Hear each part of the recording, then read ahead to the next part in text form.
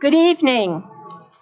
Good evening. I would like to call this regular meeting of October 17, 2024 to order. I'd like to thank our live simultaneous Spanish interpreters for joining us tonight, and we are also live streaming our meeting. I'd also like to acknowledge that Director Erin Kenworthy is joining us tonight virtually, and that Superintendent Dorland is attending homecoming festivities with her own Jeffco kids, and will be joining us here in the next hour. In the meantime, we welcome Chief of Schools Dave Weiss to the dais tonight as we celebrate our schools and their achievements. If you're here in person tonight, I hope you had a chance to see the wonderful student artists from Fremont Elementary that joined us to showcase the art they have been working on with the support of their art teacher, Kathleen Jenny. It's always a pleasure to connect with teachers and students and see firsthand the extraordinary student experiences going on in our community. Roll call, please, Ms. Zavada. Ms. Applegate? Here. Ms. Kenworthy? Here. Ms. Parker? Here. Ms. Reed? Here. Dr. Varda? Here. Will you all please join me in the Pledge of Allegiance? I pledge allegiance to the flag of the United States of America and to the republic for which it stands, one nation, under God, indivisible, with liberty and justice for all.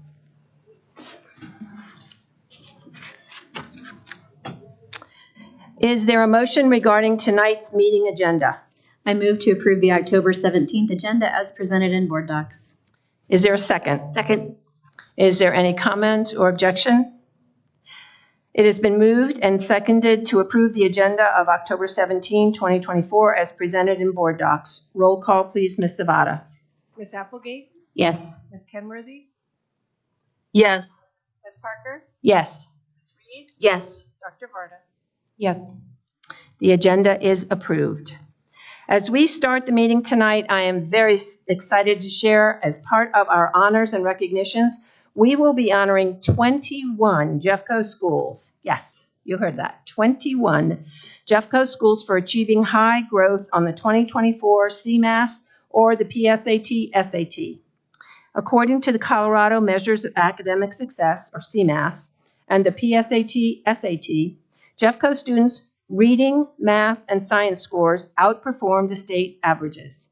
All high school and most elementary school results demonstrate strong academic growth for Jeffco students, exceeding expected state growth for nearly all tests.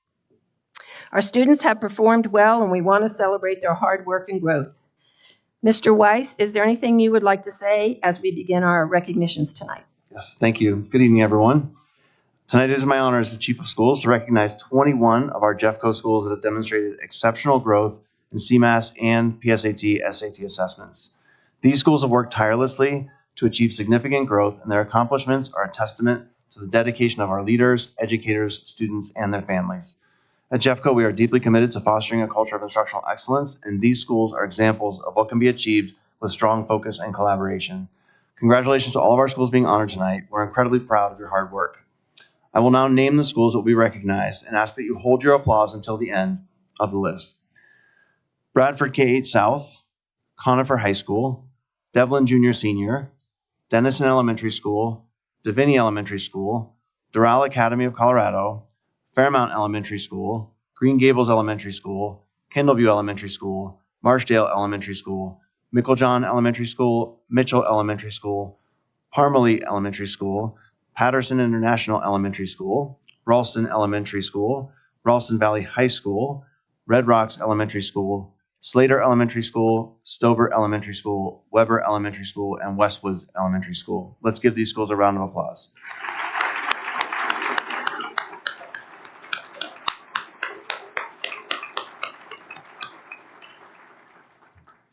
Each board member here in person tonight will be recognizing several schools. Before we begin, I would ask at this time that we take a brief moment to look up at the screen as Director Kenworthy would like to say a few words of congratulations.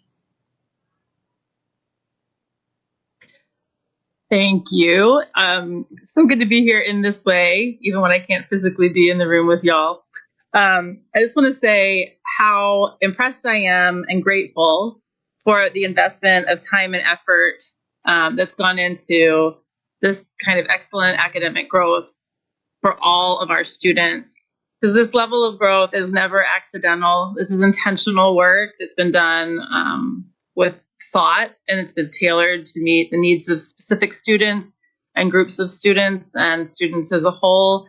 And I'm just really grateful for all of the collaborative effort that came together to push forward our academic growth and achievement. It truly is special when people collaborate and then can see the fruits of their labor, quantified in data, knowing how much of that effort is done in small moments where there's human connection and there's understanding and there's support going on in a myriad of different ways. So I'm just really grateful for all of the moments that our educators, our staff, our parents, our families, our students, and our larger community have done to help see this come to fruition. Thank you so much.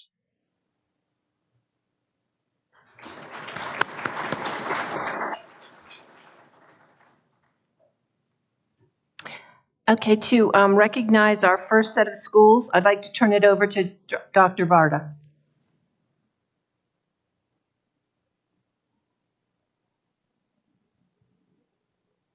Never stood in the front with the microphone like this. Okay. Thank you, President Parker. The Board of Education is pleased to honor the following schools for achieving high growth on the 2024 CMAS or the PSAT, SAT. As I call your school and announce your award, principal and community superintendent, please come to the front of the room to receive your recognition. Okay. First school, Micklejohn Elementary School for the 2023-24 CMAS Mathematics Growth, Principal Cornejo and Community Superintendent Almgreen.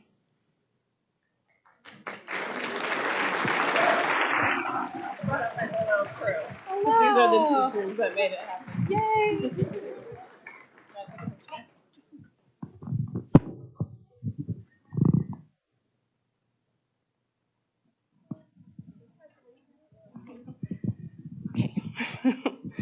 Okay, next school. And I have a note to remind the principals to pick up their banners on the way out. Okay. Okay, next school. Patterson International Elementary School, recognized for the 23-24 CMAS Mathematics, Principal Joseph and Community Superintendent Hill.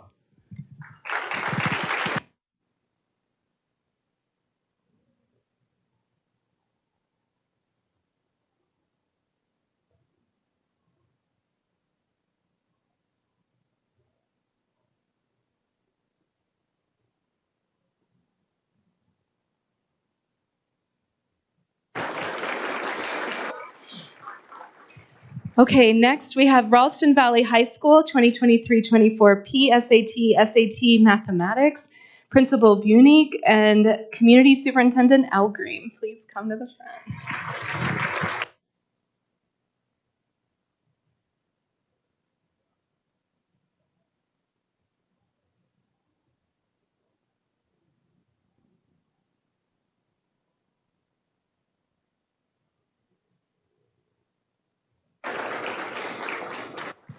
Okay, next. This one's special because my kids go to this school.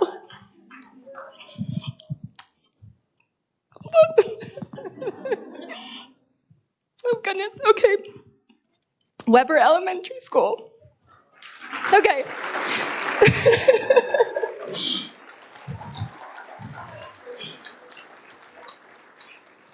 Okay, hold on.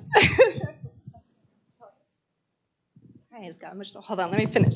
Okay, 2023-24 CMAS, English, Language Arts, and Mathematics, Principal Jennifer Carlson, and Community Superintendent Celeste Saltzy. Did I say that right? Yeah, and I have had all three of my girls go to this school.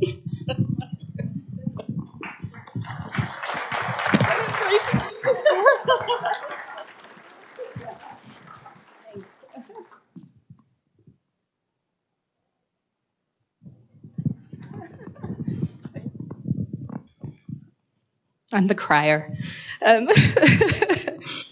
Okay, and I have one right now in 5th grade who had 85% growth in math, so she's benefiting. Okay, Westwoods Elementary School, 2324 CMAS, English Language Arts, Principal Clay, and Superintendent Beth Elgreen.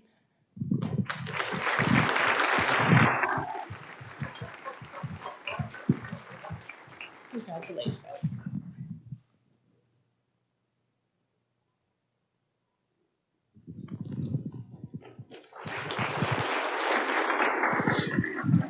Okay, and finally, for me, Durrell Academy of Colorado for their growth in 2324 CMAS Mathematics, Principal Blanco, and Community Superintendent Adico, Dr. Adico.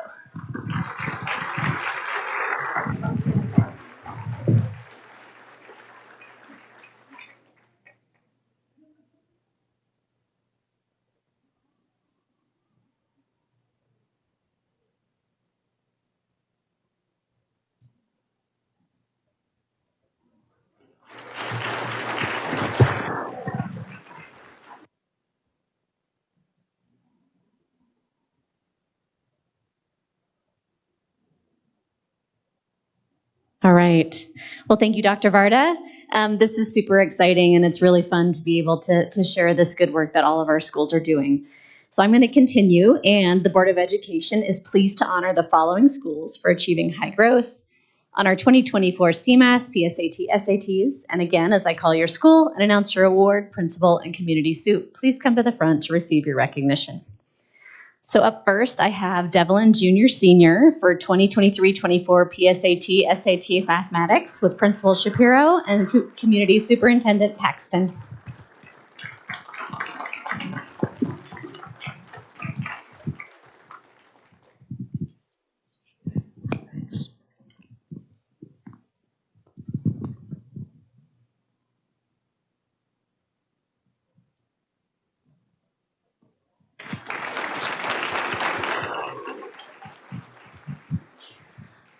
Up next, I have Fairmount Elementary School for the 2023-24 CMAS English Language Arts with Principal Mills and Community Soup Doran.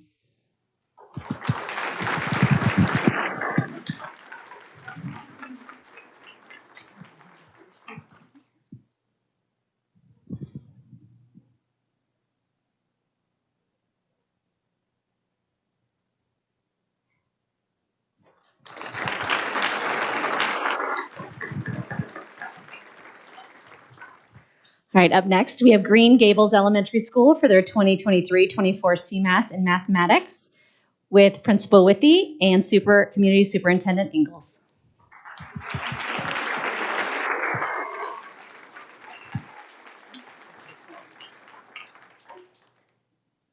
Thanks, Aaron.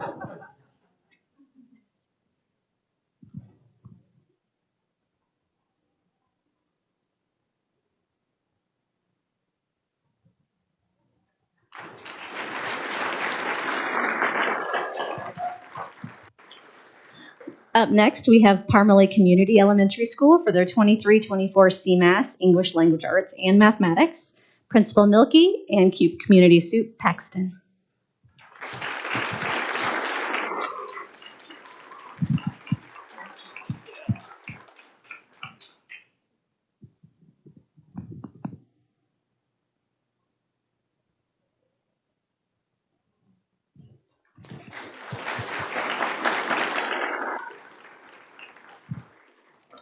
And this next one is special to me because my kids also get to go to one of these elementary schools, which is just, oh man, I'm going to get emotional too. Which is just really, really special because as a board member, you see a lot of the work every so often when we get to do school visits, and it's amazing. But when you have kids in school, you see that work every day. So really excited to announce Stober Elementary School for the 23-24 CMAS, English Language Arts and Math, Principal DeCola, and Community Soup Tour.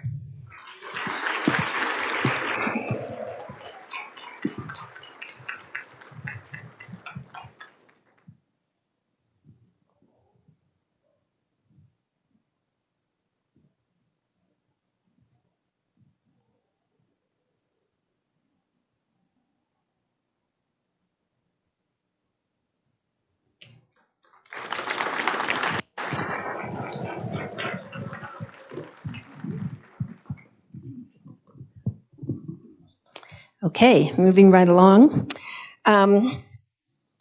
Get to my list of schools. Again, following the procedure you've just seen, I want to call the schools that I am honored to present to right now.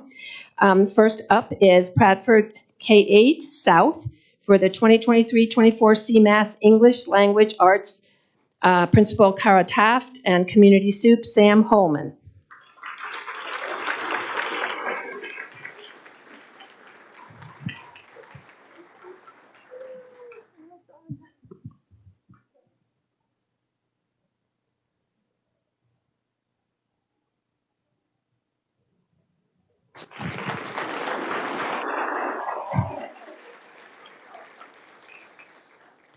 Next up is also a school special to me because my daughter teaches there.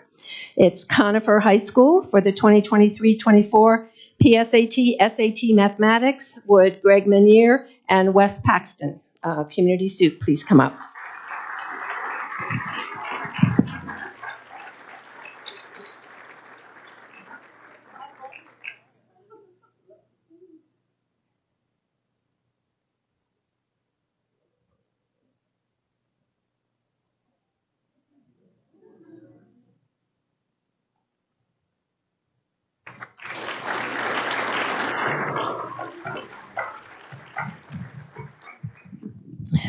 Next, we have Kendall View Elementary School for their 2023-24 CMAS English Language Arts. Principal Bruce Lindsay and Community Soup Todd Engels.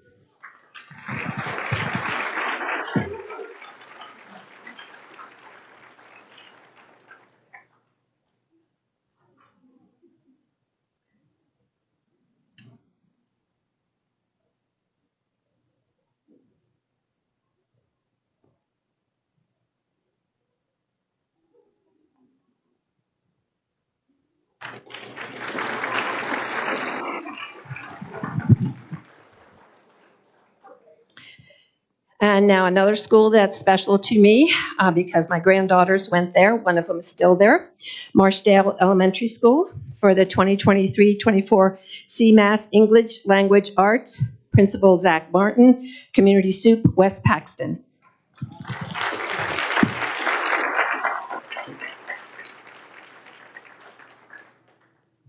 Well, I will say this is an evergreen school, and I'm sure everybody is up there doing their homework right now. I know my granddaughter is, even though it's break, right? I will make sure this gets to them. And now we have Red Rocks Elementary School for the 2023-24 CMAS English Language Arts. Principal Greg Isaac, Community Soup Todd Engels.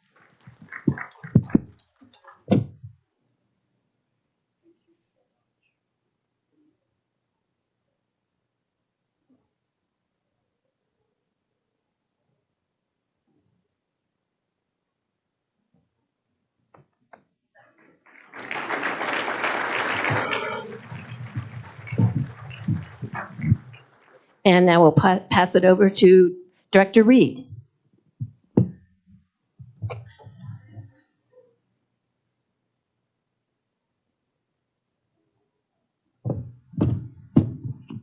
It's so exciting to be here when there's so many things to celebrate. This is so awesome. All right. Thank you, Director Parker.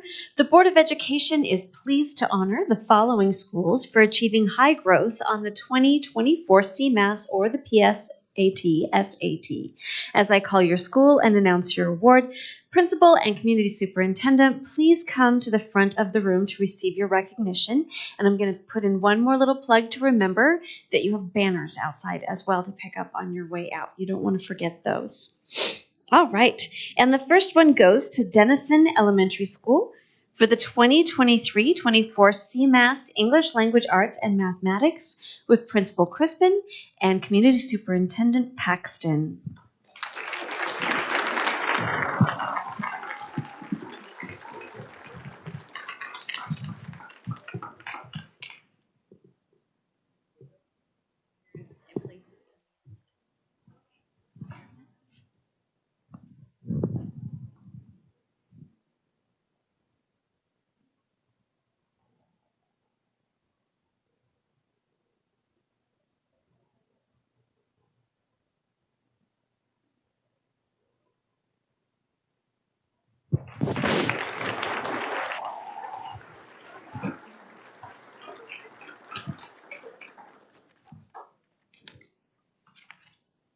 All right, and the next one is for Divinity Elementary School for the 2023-24 CMAS English Language Arts, Principal Brady and Community Superintendent.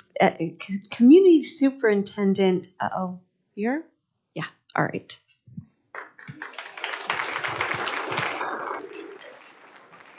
I should know and suddenly put out. All right, congratulations.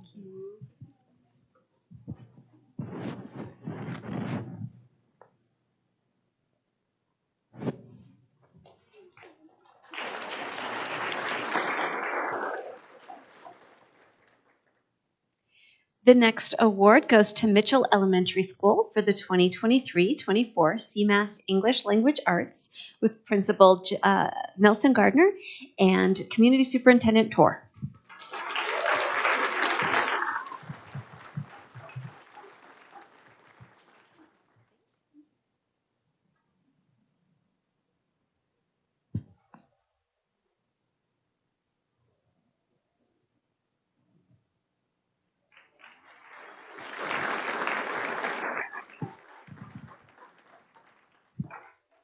All right, the next one is for Ralston Elementary School.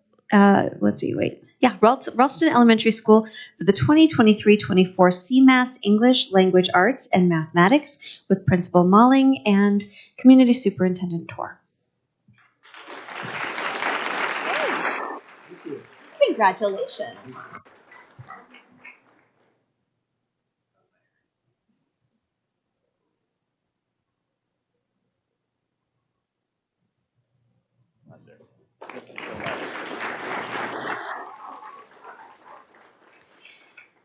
And finally, for me, Slater Elementary School, 2023-24 CMAS Mathematics with Principal Tomolchoff and Community Superintendent Hill.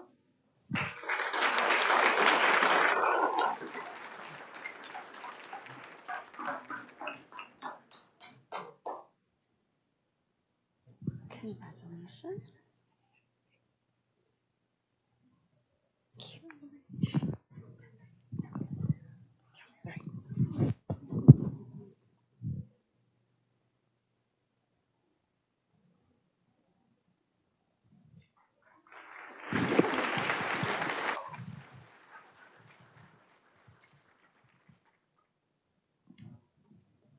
Okay, let's just give one final giant round of applause to all these wonderful schools.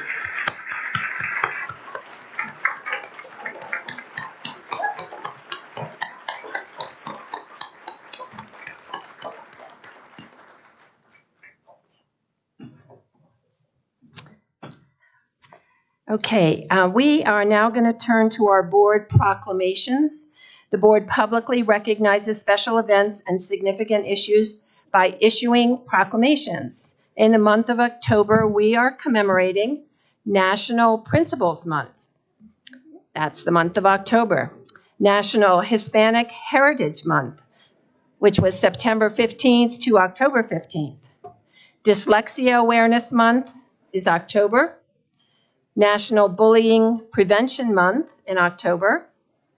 Something very important for us here in Jefferson County, National Fire Prevention Week, October 6th through 12th. National School Lunch Week, October 14th through 18th. National Safe Schools Week, October 16th through 20.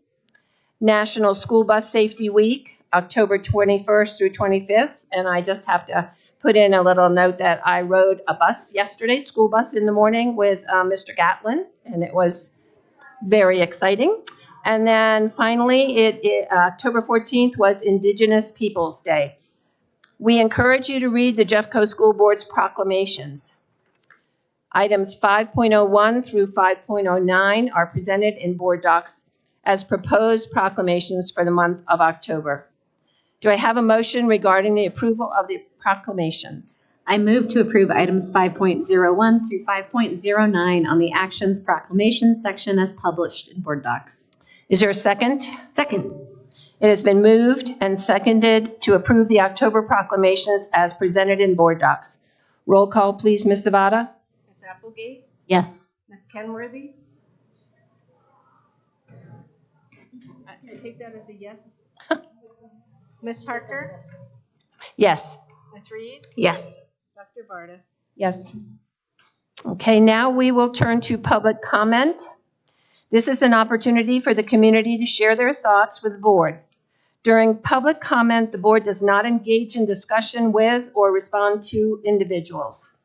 The board will listen to public comment on any topic for up to 1 hour. If more time is required, we will have a second public comment at the end of the meeting. There's a 3-minute time limit per individual speaker. If there are 4 or more people who sign up to address the board, they will have 10 minutes for that group's view to be presented. Each speaker has been given a number, and the board invites you to come up in order. When the person before you completes their comments, you may step up to the podium. We listen with respect, and we ask those who address the board to do the same. Do we have a number 1 for public comment? Come on up. Again, make sure the microphone is turned on right over there.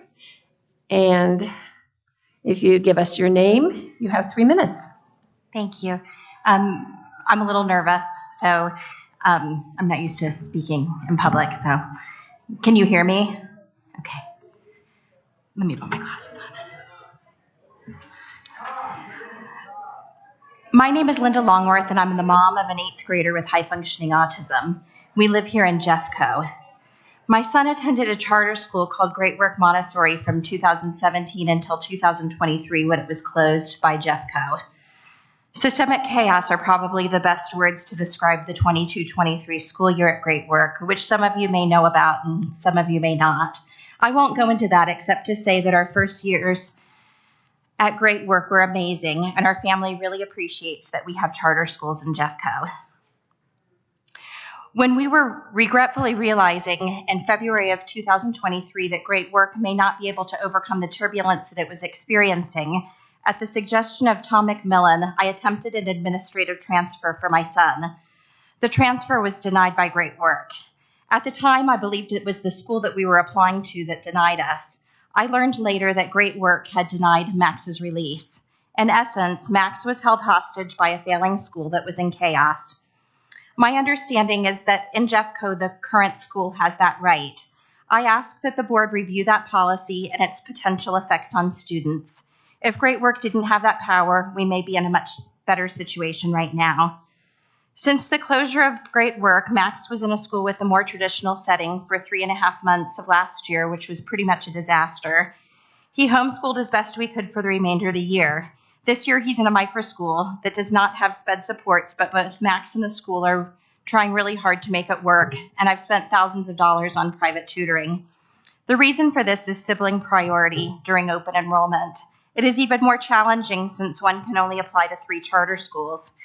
Max has started number 1 on waitlist, number 2 on waitlist, number 4 on waitlist, and for the 3rd year in a row, including and the end of 2023 school year when Jeffco agreed to give Great Work students priority enrollment. And each time you went further back on the list because of sibling priority.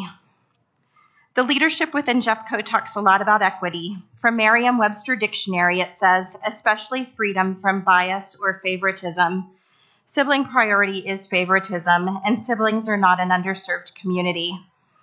I found the term equity lens online relating to Jeffco Public Schools. It says, a process for analyzing how policies impact underserved groups and identifying barriers.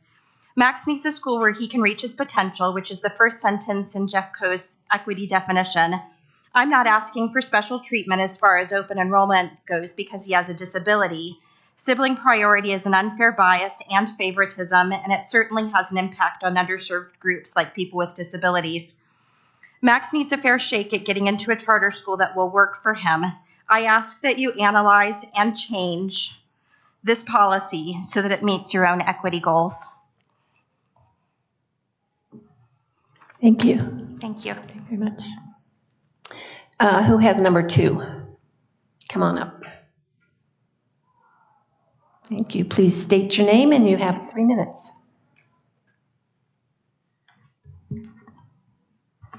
Hi. Hi, my name is Tim Berg. I have 2 kids in Jefferson County schools, and they 2 of them went to Bradford, which you gave an award to tonight. So I do know Kara, and I think she's phenomenal. So thank you for doing that. The reason I came tonight is because there's been some interesting discussions in our neighborhood recently. There's some really divergent opinions, I would call them. And I don't see that some of them are based in fact. You mentioned wildfires and some other things. This is a really great publication. I actually sent this to Mary. It's published by FEMA, which you've probably heard of. For some reason, this organization is not getting a lot of credit these days. Personally, what I see is people are not preparing. They're not doing their homework.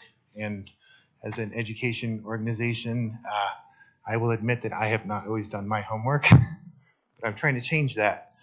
And I think it's important not for just our students to do their homework, but also for their parents to do their homework and for our communities to do their homework. This is a really great coloring book. It's got things in here on wildfires, tornadoes, which we also have, extreme heat, extreme cold. I brought you several copies, so I'll leave those with you. But I really advocate for passing these out in schools and getting some of these conversations going and getting some facts going. Bring FEMA in to talk to students. You know, we shouldn't just be calling FEMA when there's an emergency. We should be talking to them beforehand and getting information beforehand. I actually did talk to Kara about this, and she said, Tim, she goes, you know, when I was a kid in school, we did this all the time. We talked about preparations and fires and, you know, other things that could happen. And for some reason, we don't do that anymore. So here's another handout. I'll also give you some copies of these. This is an organization called the National Fire Protection Association. Again, it's not just fires, it's all kinds of public safety stuff that's available for free. I'll leave you another example also, this red one. And these are controversial topics, and I don't want the school to get into more politics than it has to. So I also talked to the Jefferson County Sheriff, Regina Marnelli, and also the undersheriff, and they said they'd be more than happy to help you figure out how can we do this in a way that, you know, it's not confrontational, and we're coordinating with the sheriff's department, the school security, and all the other things. I think it needs to be a comprehensive effort. And then we need to bring our communities together with facts, data, information, and hopefully try to get ahead of some of these things. So thank you so much. Thank you. Number 3.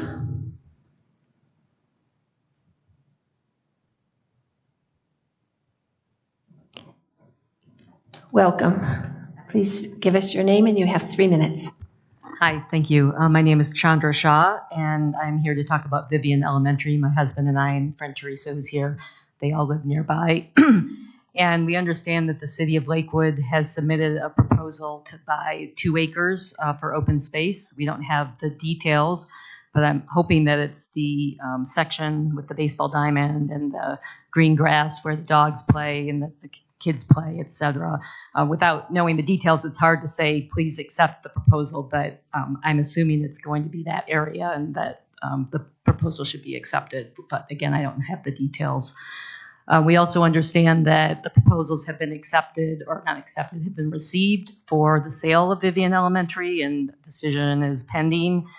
We do hope that that selected proposal will have the full 3 acres, the 2 acres that City of Lakewood is buying, as well as the 1 acre that will be set aside.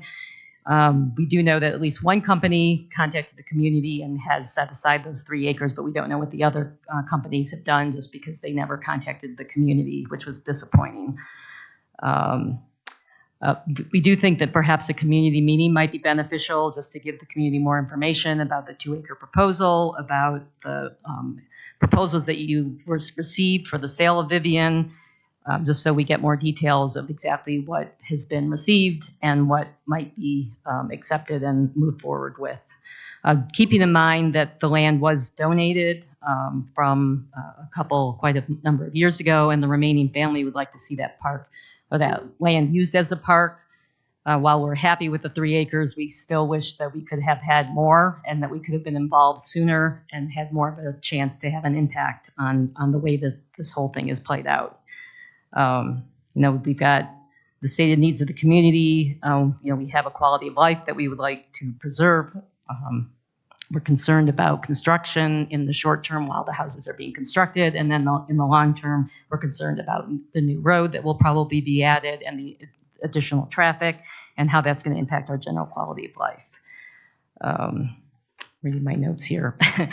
We were here for the City of Lakewood and Jeffco school meeting, and encouraged to see that you are both talking to see how communication can be improved and changes can be made. So we hope that that will help for future sales. And again, we're still hopeful that somehow something will happen. We will get more than 3 acres because we would really like to see the whole piece of land saved as it is, and that building used for something else, maybe another school or some other use. But we know that maybe the ship has sailed. But that's still what most of the community would like to see. And we do have a petition with over 1,000 signatures just stating the concerns and needs of the community. Thank you. Thank you. Number 4.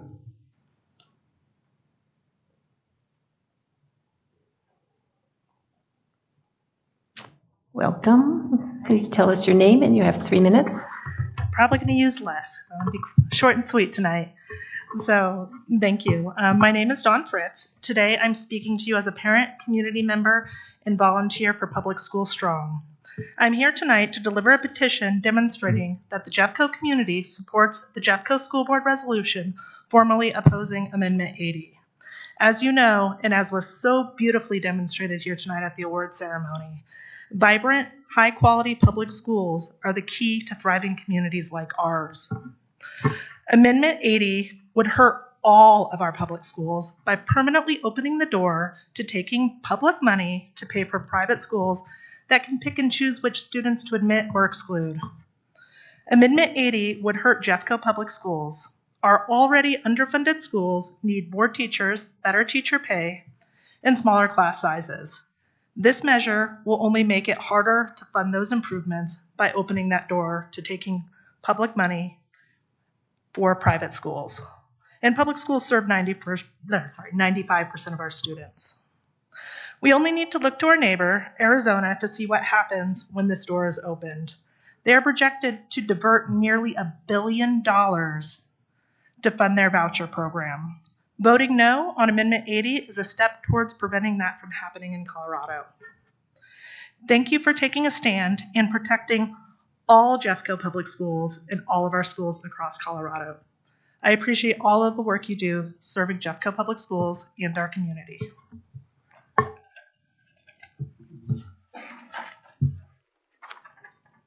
Thank you. Number 5.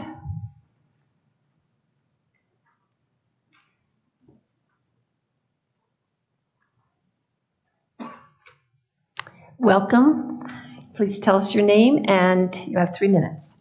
Great. My name is Britt Maxwell. On September 6th, my first grader came home with an advertisement for Botox in her Friday folder. This was a full-page flyer put into the folders of 630 plus elementary-age children at Fairmount Elementary. It was from a local med spa. It was a PTA sponsorship, and it actually contained an image of an extremely young woman, could have been a teenager, getting an injection of cosmetic Botox in her temple. To clarify, botulinum toxin, otherwise known as Botox, is a prescription drug with the FDA's highest risk warning. My daughter was actually the first to see the flyer as she sorted through her work from the week. She handed me the flyer and said, "Mom, what's this?" Needless to say, I was flabbergasted and still am, that this sort of adult content advertising would end up in a kid's school folder. I wrote the principal, and other parents did too, and we were told to throw away flyers that we didn't find helpful. I wrote the district, and after they looked into it, was told the advertisement violated no current policy and that the legal team saw no reason to create a new policy. So I stand here today because I believe this is unacceptable. This type of marketing is inappropriate, obscene, predatory, and a form of grooming, and it absolutely cannot be a part of our schools. This is an industry who inherently must use toxic shame as their primary marketing tool, and it is in their best interest to wound the self-esteem of those that they target for marketing purposes. They are not opposed to involving children in the normalization of this dangerous marketing scheme. I'm not the only adult on planet Earth who believes this. The United Kingdom recently created a law that bans the medical aesthetics industry from marketing to and through minors. As well, their official advertising bureau has banned advertisements from this industry that target mothers. We have to catch up. Our children are being inundated with this toxic shaming on social media, and for any public school system, any department within the school system, whether it be the PTA, the drama club, athletics, newspaper, to participate in the promotion of an industry that must and is adult content focused is deeply unethical. As far as I'm concerned, there are only two things to consider here. Does it violate one of Jeffco's current advertising policies, or do we need to amend or add a policy to protect the community? Thank you. Thank you. I believe that's the end of our public comment. Thank you to everyone who showed up and spoke tonight. And that leads us now into our study session. As a reminder to the board and the listening public, on October 9th, 2024, the board held a study session that included the following topics: the 2024 November ballot initiatives. Based on consensus, the board will be voting as part of tonight's consent agenda to take a position on two of the prioritized initiatives. We also received an update from the Jeffco Student Leadership Board. We voted to approve the district's Unified Improvement Plan and School Priority Improvement Turnaround Unified Improvement Plans for the 8 schools in Jeffco that receive School Performance Framework ratings of Priority Improvement or Turnaround. Also, next steps on the district's Strategic Capital Master Plan and Monitoring Report 1.2, which states every student will have access to extracurricular acceleration and enrichment opportunities, including art, music, and physical education. And I encourage you to watch the recordings of the study session to learn more about these topics. You can also visit our board page on the Jeffco Public Schools website. There you will find a host of information and links to both board docs and our live stream platforms. We'll now move to our first agenda item of the evening. It is a presentation and an opportunity for the board to discuss the unaudited fourth quarter financial report for the 2023-24 fiscal year. As a reminder to the board and the listening public, consistent with statutory requirements, the district prepares and publishes quarterly financial reports that are interim and unaudited financial statements. Reports are posted publicly on the Financial Transparency website. Before I turn this over to Ms. Rosario, Mr. Weiss, is there anything you'd like to add? Yes, thank you. Thank you, President Parker. I'd like to acknowledge the work that Ms. Copeland and Ms. Rosario and their team have put into the unaudited fourth quarter report. In addition, as the board will hear in the presentation, much of the work has gone into consolidating various funds per best practices in Colorado Department of Education guidelines and requirements. That has been work above and beyond normal work that goes into the fourth quarter report. Thank you to this team, and I will now hand it over to Ms. Rosario. Thank you. Thank you for having me this evening. As I said, I'm here to give you the fourth quarter unaudited interim financial report for the district. This fourth quarter financial report for the time frame, it is through June 2024. We are currently in the process of our audit, so these numbers will change slightly as we go through the audit process. In context, this report reflects the revised budget amounts that were approved in January 2024 by the Board of Education. I also want to point out that there are two things that I will talk about throughout the presentation. There's a revised budget, which is not the full board approved appropriation. A budget is an estimate of what we think we're going to spend, and we'll show those budget amounts by fund. An appropriation is what the board approves as the limit of the spend. So when we talk about both of these, I wanted to clarify budget plus appropriated reserve equals the total appropriation, which is the limit that we are allowed to spend within each fund. This slide is just as presented for historical context to show that even though in an ideal world you could take a budget and divide it by 4 and we'd spend 1/4 of our budget every quarter, reality is that's not what we do. In Q1, we tend to spend the last 2 prior years, we spent 23%, while once we get to Q4, we spend over 25%, and primarily due to year-end audit adjustments and accruals that are made to finalize the year-end financials. The general fund is our largest fund. As you can see here, and orienting to the slide, the orange column is going to be our budget for FY24. The green column is our actual FY24, and the gray column is our prior year actual. So for FY24, you can see that our actual revenue is 7.2% greater than the prior year, or $62 million. This is related to an increase that we see annually for our per pupil funding from the Colorado Department of Education School Finance Act formula. We received 9.4% increase in our per pupil revenue. However, we had a decrease in our funded student count, so the net of that is what we're seeing in our the majority of our actual revenue compared to prior year. You'll see that there's a slight increase of our actual revenue compared to budget that is related to a higher than anticipated interest income that we received. We also had higher SOT revenue. We had a one-time payment from Colorado Department of Education for an adjustment to our finance formula, and that'll just be a one-time adjustment. It was $1 million. And then we also had an increase in indirect revenue related to an increase in activity in our grant fund. So I'll cover that a little bit more when we talk about our grant fund. When we look at expense, we can see that our expense is $6.7 million greater than prior year. Year-over-year increase in this fund is primarily due to an increase in salary and benefits. As a reminder, our COLA increase that we implemented for this year was about 5.25%, so that's a big driver of the increase of salary and benefits and the increase in expense. We also have in FY24 an approved one-time transfer that we made from the general fund into the cap reserve fund. This was approved by the Board of Education in November of 2023, and this is to support our rebuild of the Fletcher Miller School for our district. So the total $921 million in expense includes that one-time transfer for the Fletcher Miller project, and that is a portion of why it is higher than budget and higher than prior year. But the total general fund appropriation was 1,000 million, or otherwise known as $1 billion. And we spent 921 million, so we are underneath that appropriation limit. The cap reserve fund, our actual sources within the cap reserve fund, which I'll go into in more detail in some subsequent slides, but this is really related to some one-time transfers that we had within the capital reserve fund.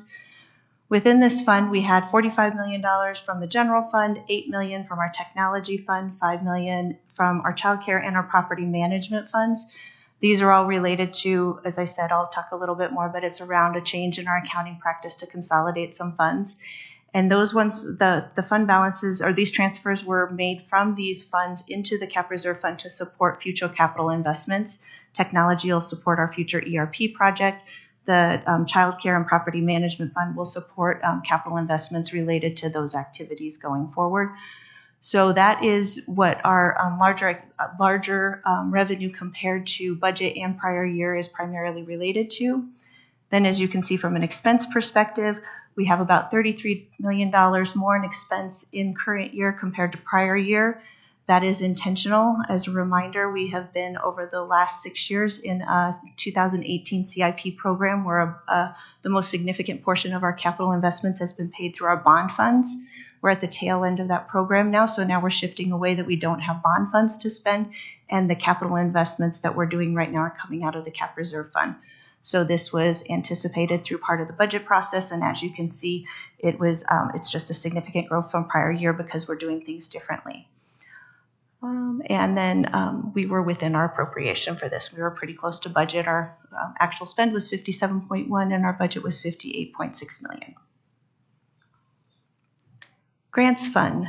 So we can see here that our grants fund revenue is 14% greater than it was in prior year. The largest contributor to this is our deliberate effort to spend down our ESSER 3 funds prior to the September 2024 deadline. So we did spend approximately $11 million more in FY24 compared to FY23. And as a reminder, our grants are reimbursement grants, so we really spend the money before we receive the revenue. So that's why you see both the revenue and expense greater than prior year. In addition to ESSER, for increased activities in this grant fund, we also saw an increase in activity related to Title I, Medicaid, and IDEA B grants that had higher expense and revenue in FY24 compared to FY23. The total grant fund appropriation was $107 million as approved through by the board through various supplemental appropriations, and our total spend in this fund is $90.3 million. Food Services Fund. The actual revenue is 17% greater than prior year and slightly under budget. This increase compared to prior year is primarily related to the implementation of healthy school meals for all ballot measure, Proposition FF, that was from the fall of 2022. We can see that this changed our dynamic of how we receive revenue into the fund, but then we look on the expense side, we also see that this contributed to an increase in expense compared to prior year and expenses higher than budgeted. The labor and food costs rose more than the revenue. As you can see, the expense was $39 million and the revenue that came in was $35 million. This did cause we had to draw from fund balance. We have fund balance within the Food Services Fund to be able to draw from, but this was unfortunate that we couldn't come closer to even, I would say, on these. And we have to keep monitoring this going forward. We need to monitor this and see how we can come up with ways to keep revenue and expense closer to each other going forward. Campus Activity Fund. This is relatively uneventful for FY24 compared to FY23.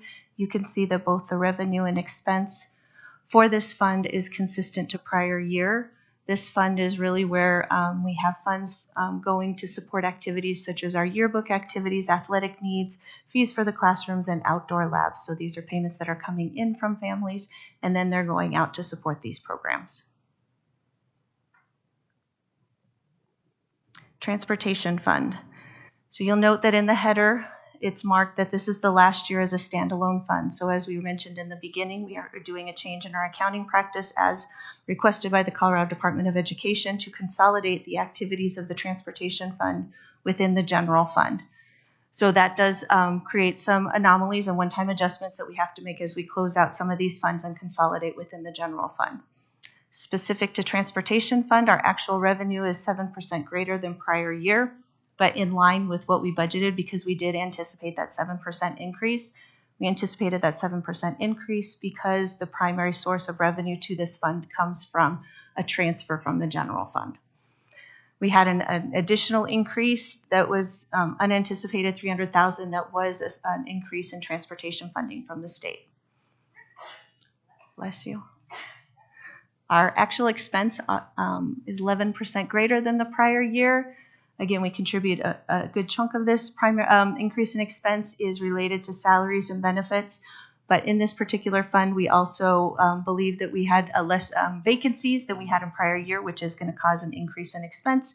And we had higher costs associated with contracting for student transportation, in particular for our out-of-district students to transport them to an appropriate level of service for their needs.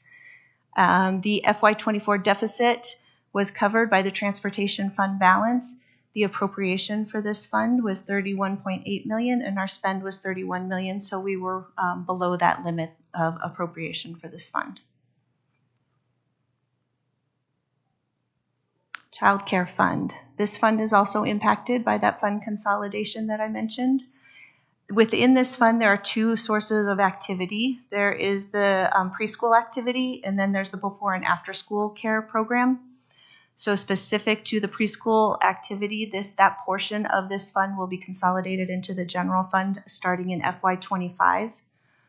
The FY24 revenue is 41% greater than prior year. This is due to the implementation of universal preschool and changing our revenue model for our preschool students.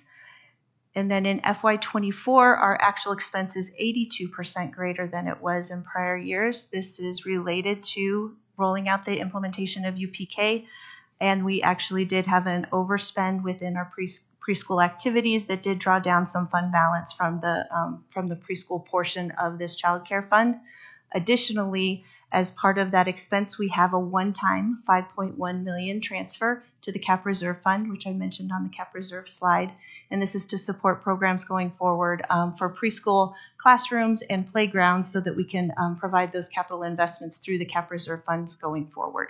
So as you see, the expense of $32.6 million, there's a one-time transfer of $5.1 million to support capital projects going forward. The total appropriation for this fund was $33.4 million, and our spend was $32.6. Insurance Reserve Fund. This is the fund where we use primarily for our property insurance and claims. We can see that both revenue and expense is greater than prior year and slightly higher than budget. These are related to each other. We had higher claims and expense from increase in property claims and higher premiums in FY24 compared to 23. But then we also see that we had received some insurance recoveries in the revenue that also put the revenue greater than budget and prior year. The total appropriation for this fund is $16.8 million as approved by the board, and our spend was $16.2. Technology Fund. This is the last fund that we need to mention about our fund conversion project. This will also be the last year that we see this as a standalone fund. The actual revenue for this fund is in line with last year. The primary source of revenue into this fund has been a transfer from the general fund. So that's part of the change in accounting practice going forward. Once this is consolidated within the general fund, we won't obviously be making a transfer. The actual expense is 36% higher. We have part of that related to salary and benefits, but we really have more as an increased expense due to increases in software costs, software purchase costs.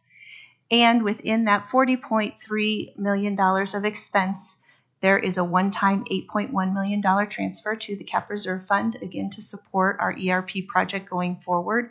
So that's a one-time transfer. And our total spend within this fund was $40.3 million, which is below the Board of Education appropriation of $46.4 million. And this is just to summarize, because I know I talked a lot about fund balances and all those fun things.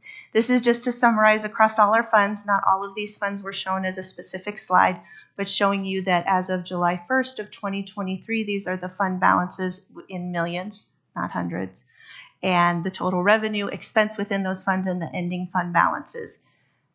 So these funds going forward, the ones that I mentioned that'll be consolidated, if there's a little bit of fund balance left in here on this slide, that's due to what we anticipate as final entries to close out those funds and consolidate within the general fund. And that's going to be things like if we have assets in there, we need to write off the depreciation. We've already made the estimate so that we can make sure we have that covered within the fund balance available.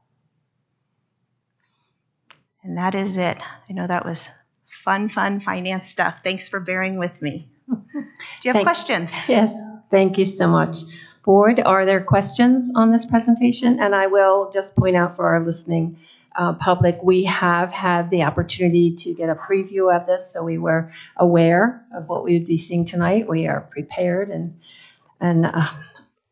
understand what we've been seeing tonight.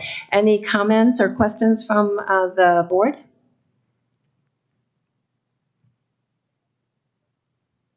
Yes. Thank you for this. I know it's a lot, and I really appreciate you walking us through it. No problem. I had just a few quick questions.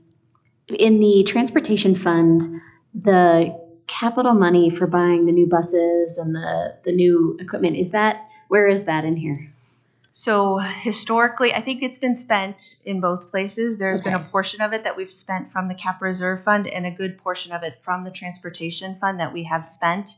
That is one that we're still working on, how we're going to do that going forward. It makes most sense, quite honestly, that we should probably purchase those large capital buses through the Cap Reserve Fund.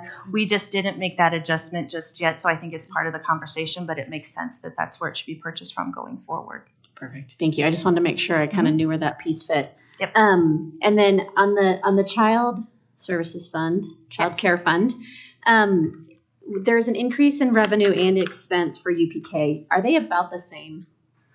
No, our expenses increased greater than our revenue. We had to increase the number of sites that we offered pre-K. And I think also because it was a new program, we didn't always know how many slots to have available. And so I think in some instances we had more slots available than got taken. So it was not high utilization in some areas. Okay. And then not necessarily for now, but I'm really interested in learning more about the SAE programs. I know for our family and for a lot of families, they are the reason that parents can take advantage of these educational opportunities. And so I'll just bookmark that for a future, but would love to talk more about that and how we can make sure that that's something that we can keep.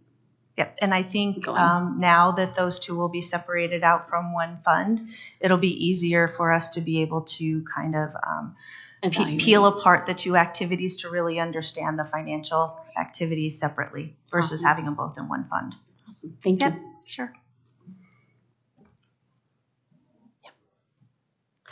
So I think certainly the folks who are watching us are looking at this and seeing that there are numerous areas where our revenue is less than our expense. And so I think we need to, at least to some degree, explain what it is that we are planning to do about that. Yeah, I actually would like Shanine to do sort of a summary explanation of the three funds that we have now consolidated into the general fund, maybe why we did that, and in particular in those cases why our expenses exceed our revenue. Or you're going to say it the right way, and if I didn't say it the right way. Can you talk about that? Because there are three funds that are a bit of an anomaly this year, and it's in an effort to come in alignment with CDE guidelines, best practice, as well as just make things more transparent. Yep. So the three funds are the technology fund, the preschool portion of the child care fund, and then our property or our transportation fund. Those are the three that we have consolidated into the general fund. And the primary reason that CDE asked us to consolidate the activity within the general fund is really the activities that are being offered to the district within those funds are being supported by our School Finance Act formula. So we don't really have an outside revenue source supporting those activities. And as you heard, as I went through those, the primary source of revenue in each of those was a transfer from the general fund. So this makes more sense for it to go this way. And so specific to those or the funds that we had a transfer that went to the Cap Reserve Fund to support capital purchases, yeah, those expenses are higher than revenue for that one-time transfer. And I think, I don't know, but it's one time. Once we get it into the general fund and these things operate more like a cost center or a department, I think then it's going to be, kind of just like finance. We're not going to be making some sort of money for finance. It's really what does it cost the district for finance? And we can look within the general fund to see that. Yeah, there are two things I would add that's really helpful. Thank you. I hope that's helpful for the board. You can ask some follow-up questions. But I just want to highlight two examples that I think are helpful to exemplify this. As an example, with the technology fund right now, or prior to this consolidation, we were doing a transfer into a different technology fund. So every staff member, and the majority of our technology fund is employees, but every staff member then looked like it was a purchase service, all of the salary dollars. So this will clean that up, and it will actually show the FTE that's in the technology department as FTE being paid for with general fund dollars. So it helps with transparency and making sure that the way we're reporting is actually what we're investing the funds in. And then the second thing I would say is the one-time merger from these funds back into the general fund allows us to clean up what had been some fund balance buildup in these other funds and shift it, for example, in preschool into cap reserve, which is where we really should be paying for preschool playgrounds and equipment out of anyway. And so it's allowed us to take these funds, put it into the general fund, and then move the one-time funds that were building up in these random fund balances. They weren't random, they were labeled, but we've moved that into the cap reserve and or just offset other expenses. So I do think it's gonna really help with transparency and reporting on what we're spending in these three areas. Is that helpful? Mm-hmm. I'll just come. I don't know if this is my third or fourth time to see this audit committee and financial advisory committee. Sorry, I don't know what to do with it.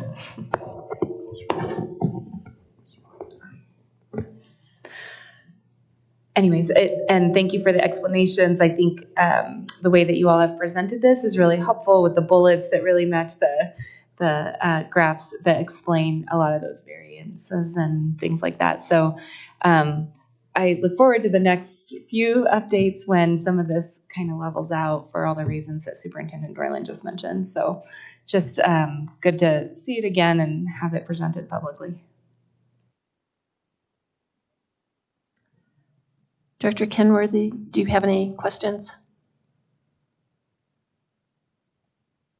Not at this time, but I'm really grateful for what my fellow board members have asked and for the clarity that that's provided. So thank you very much to everybody there.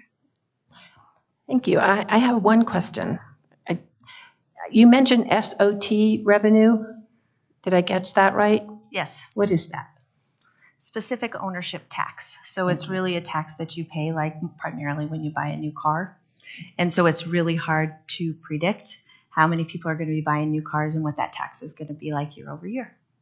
Thank you so much. I really appreciate it. Yep. Yeah. I just have one more thing. I do want to just highlight for the board that we are watching closely the Food Services Fund. I don't know if I missed this because I came in a little bit. Apologize. Okay. We are watching closely the Food Services Fund. Prior to the pandemic, in the history of the district, it's been on and off where there's been a general fund transfer to support food services. Because of the pandemic and the amount of ESSER funds that came in and federal support for food during the pandemic, we no longer really had a need to make a general fund transfer into our Food Services Fund. And they were able to build up a fund balance. And so we're keeping an eye on this because they've been using their fund balance. And especially with the Healthy Meals for All, we've been feeding more kids, which is a good thing. And so we're just keeping an eye on this. I do think we're going to have more of a sense of how much this is spending down and at what rate by mid-year. And then we'll have to make some decisions for next year about a possible general fund transfer to support food nutrition services. The good news is we're feeding more kids. And the challenging news is we're feeding more kids, and we may need to be supporting that program a little bit more financially in order to maintain that level of service. Okay, thank you so much, Mr. Rosario. And for our final presentation tonight, the board will hear from Nancy Gadian. I don't know if I pronounced that right. Our state demographer, to provide context regarding population estimates and forecasts for Colorado's regions, counties, and municipalities impacting Jeffco Public Schools. As a reminder to the board and our listening public, Jeffco continues to conduct long-term planning efforts. It is important to align our planning with state and local county level demographic trends, projections, and implications for enrollment. Before I turn this over to Ms. Ralou to briefly introduce the topic, Superintendent Dorland, is there anything you'd like to say? Thank you, President Parker. I would like to just highlight this ongoing conversation. We, under the leadership of this board, and I think the courageous decisions of this board, have had to close 21 schools since I started in this role. And I think at the time, the board made it very clear that they didn't want this to be a one and done thing, and they didn't want the district to be in a position of having to make those big decisions at the 11th hour ever again. And so I want to just cue this up to say this is an effort to meet the board's expectation around an ongoing conversation around the demographics of the students and families we serve, the enrollment patterns and trends, and just making sure we continually pay attention to that. So I really want to just thank Nancy for being here, and I'm handing it over to Chief of Staff Lisa Relu. Thank you, Superintendent Dorland and board members. Jeffco has been working with the State Demographer's Office as well as with their industry partner, the Colorado Future Center, to better understand demographic shifts impacting our schools since 2022. In Jeffco, our work and our purpose is serving school-aged children. How many school-aged children there are directly impacts how we operate. Shifting populations and demographics and the factors impacting those shifts around the globe, around the nation and here in Colorado have been widely and routinely documented. Last month, there was an international media blitz about the sale of dog strollers surpassing the sale of baby strollers in South Korea. Last week, the Wall Street Journal published an article with the headline, Worldwide Efforts to Reverse the Baby Shortage Are Falling Flat. It goes on to detail generous benefits that European countries have rolled out to encourage bigger families with no luck, among them $150,000 in cheap loans, a subsidized minivan, and a lifetime exemption from income tax. This and other research like it gives us a glimpse into what we might expect related to student enrollment in the future. Tonight, we're not here to judge that future or give a perspective on whether it's good or bad. We have the state demographer here with us tonight to put a data point on the table that is informing our planning here in Jeffco. In particular, our efforts to give the Jeffco students we serve, and I'll remind everyone that's 91% of the children who live in Jefferson County are served by Jeffco schools. We're trying to give those students access to extraordinary student experiences, and this information is very important to that. So with that, I'll turn this over to demographer Nancy Gideon from the Colorado State Demography Office. And Nancy and I discussed before we came up here that we could both talk about this topic for hours, but we're going to try to keep the presentation pretty brief and then allow the board to ask some questions. So with that, I will hand it over to you, Nancy. Good evening. Again, my name is Nancy Gideon with the Colorado State Demography Office. And this evening, we'll just look at some of the trends, both nationwide in Colorado and specifically in Jefferson County.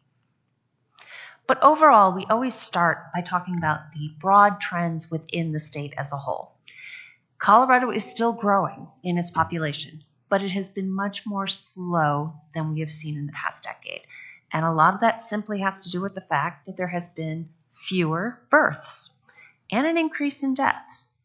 But also migration and mobility are slowing. And this trend began even before the pandemic years of just nationwide people less likely to move. But the growth in Colorado is very concentrated, and that's all along the Front Range. So Metro Denver up north to Larimer and Weld counties, down through Colorado Springs and Pueblo. That the vast majority of the population in the state lives on the Front Range, and the vast majority of the growth is occurring on the Front Range.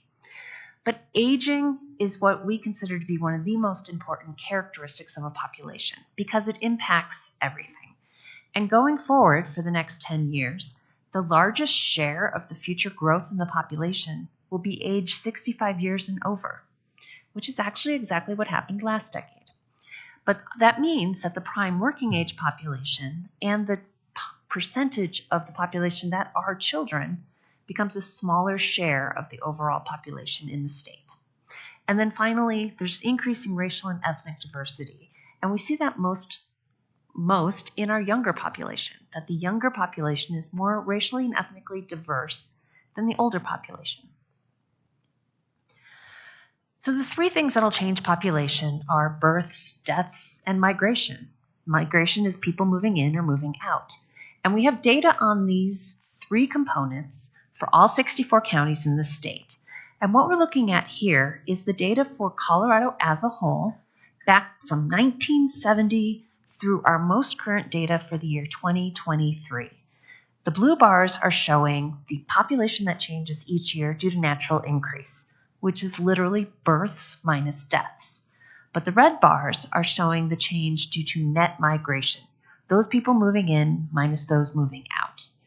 And the 2 things that we notice with that net migration is that it is very variable. We had a time period where there was net out migration in the late 1980s, followed by the 1990s, where we saw strong net migration for all 10 years of that decade. The other thing is that it's much larger than the change due to natural increase.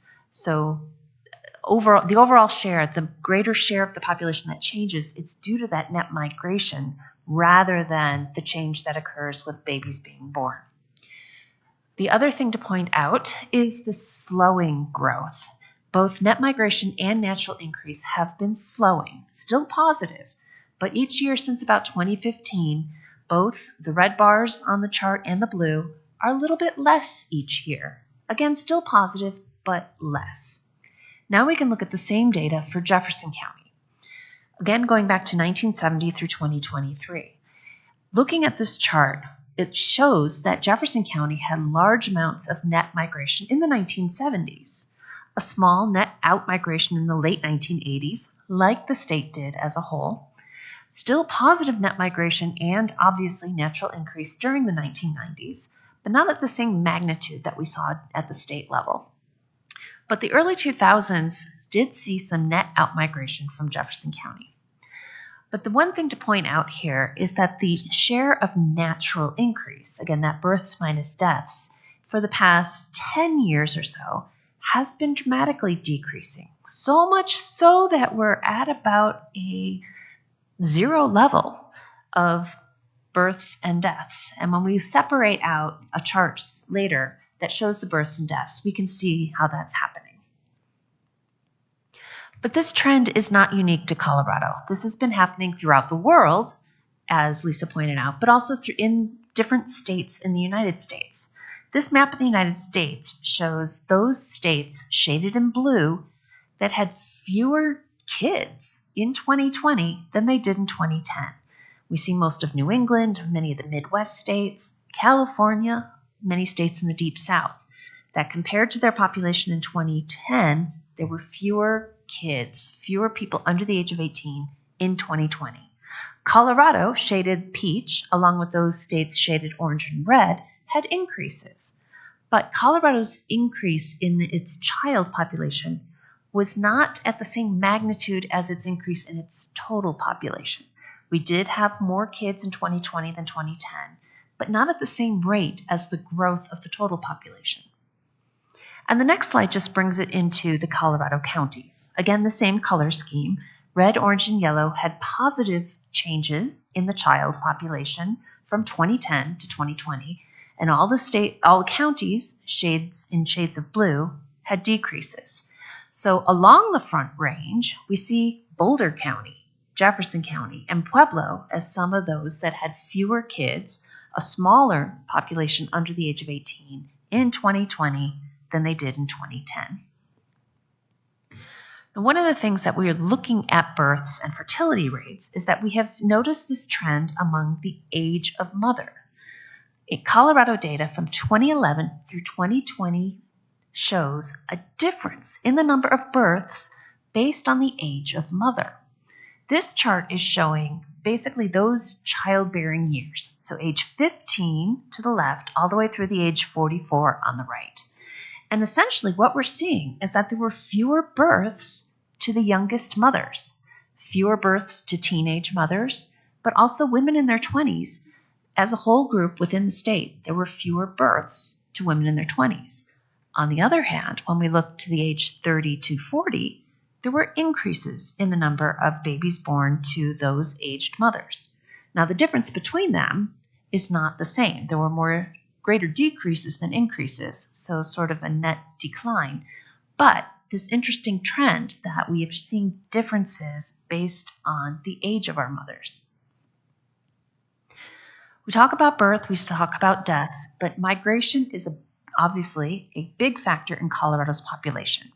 And Colorado has historically attracted people around the ages of 25 to 35.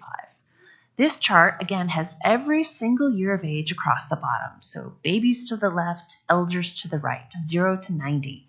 And the blue bars are showing what that net migration looks like, those moving in minus those moving out by age. And we see that peak around the age of 30. Colorado, for the past 5 decades, basically, has been attracting these young adults. Typically people who are past their college age and not quite into their 40s yet, but that has been who Colorado has attracted. And this has been consistent, again, since the 1970s. When we look at the older age groups, say 60, 70, 80, it's sort of a net zero. We don't attract that many, we don't lose that many. And we may all know people who have moved to Colorado in those older age groups or friends or neighbors who have left. But that net, it's about zero. We don't typically attract people in those older age groups. Jefferson County, again, we have this data for all 64 counties, is fairly similar, where Jefferson County's peak age is this 5-year age group between 30 and 34. Jefferson County also, again, this is between 2010 and 2020, but the trend has held fairly steady over the past few decades, is attracting some, having net migration of some children, but seeing some outmigration of the oldest adults. So talking about age, I mentioned that we consider it to be so important because it does impact everything. It affects your preferences, what type of things you buy, where you live, whether you're in the labor force, what type of your income you have, and definitely service demands. Quite simply, does your community need to build more schools or more senior centers? And again, we have data for all 64 counties, but here we're looking at Colorado as a whole. In the year 2023, based on our estimates, we are showing every single year of age of the residents of Colorado. So again, 0 babies on the left, elders on the right. And we see that our peak person, so to speak, is about 30 years old. And that does sort of track with what we know about our net migration, that we are attracting those young adults. But this idea that births have been slowing, we can definitely see that statewide when we look at the child population on this chart. In 2023, people who were born in the year 2007 were about 16 years old. And so if we look on this chart for 16-year-olds, essentially every single year of age behind them, younger than them, is a little bit smaller. And that has to do with this declining number of births. Again, every county is going to look slightly different. Some counties, for example, Weld County in the north, has a more flat level of kids, that their age, we don't see that decline. There are more children in Weld County. But here, let's look at Jefferson County. We see some of those similar trends, where a peak person is in their early 30s. We see that decline in the number of kids. But another thing to point out is the share of the population that is 65 years and over. And in 2023, based on our data, about 19.3% of Jefferson County's population was 65 years and over. And I'll flip back real quick to Colorado as a whole, where about 16.3% of Colorado's population is 65 and over. There's a higher share of older adults in Jefferson County than the state as a whole. So let's move forward. So some of these implications, well, labor force. With an aging population, with more people perhaps soon to be retiring from the labor force, as we do have a large group of baby boomers who are approaching ages that people typically retire, that we are going to see more retirements, and it's going to make labor force tight. Unemployment rate is still relatively low, but we're going to have more job openings, we're forecasting, because we're going to see retirements of existing employees. But again, consumer and service demands change. And in fact, the aging of our population in some ways drives our economy, or at least drives changes in our economy. We have seen, for example, a huge increase in the number of jobs in the healthcare field over the past decade or two. More hospitals, more doctors' offices, more assisted living facilities, more home health aides. And that is a fairly direct relationship to the fact that our population has been aging. Older adults tend to consume more healthcare. But this also has an impact on our housing. Older adults typically do age in place. It's really only a very small percentage of older adults who move into continuing care communities, retirement communities, assisted living, places like that. Many of them are staying in their homes as long as they can. But we do have a younger generation of millennials moving into that prime first time or second move up homeowner buying stage. So we're seeing some issues with housing availability. But then also we need to keep in mind that the youngest of the population is more ethnically and racially diverse than our older population. And so the people who are moving into the labor force, who are in college or in training programs, but that younger population is more diverse than, say, those people who are retiring from our labor force.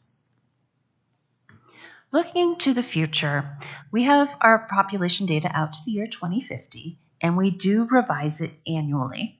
Right now, we're looking at the difference between the year 2022 and 10 years to the future, 2032.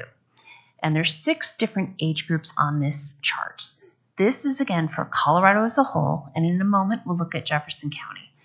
But I broke it out specifically by typical school-age kids, so the ages 5 to 17, but then the 0 to 4-year-olds as well.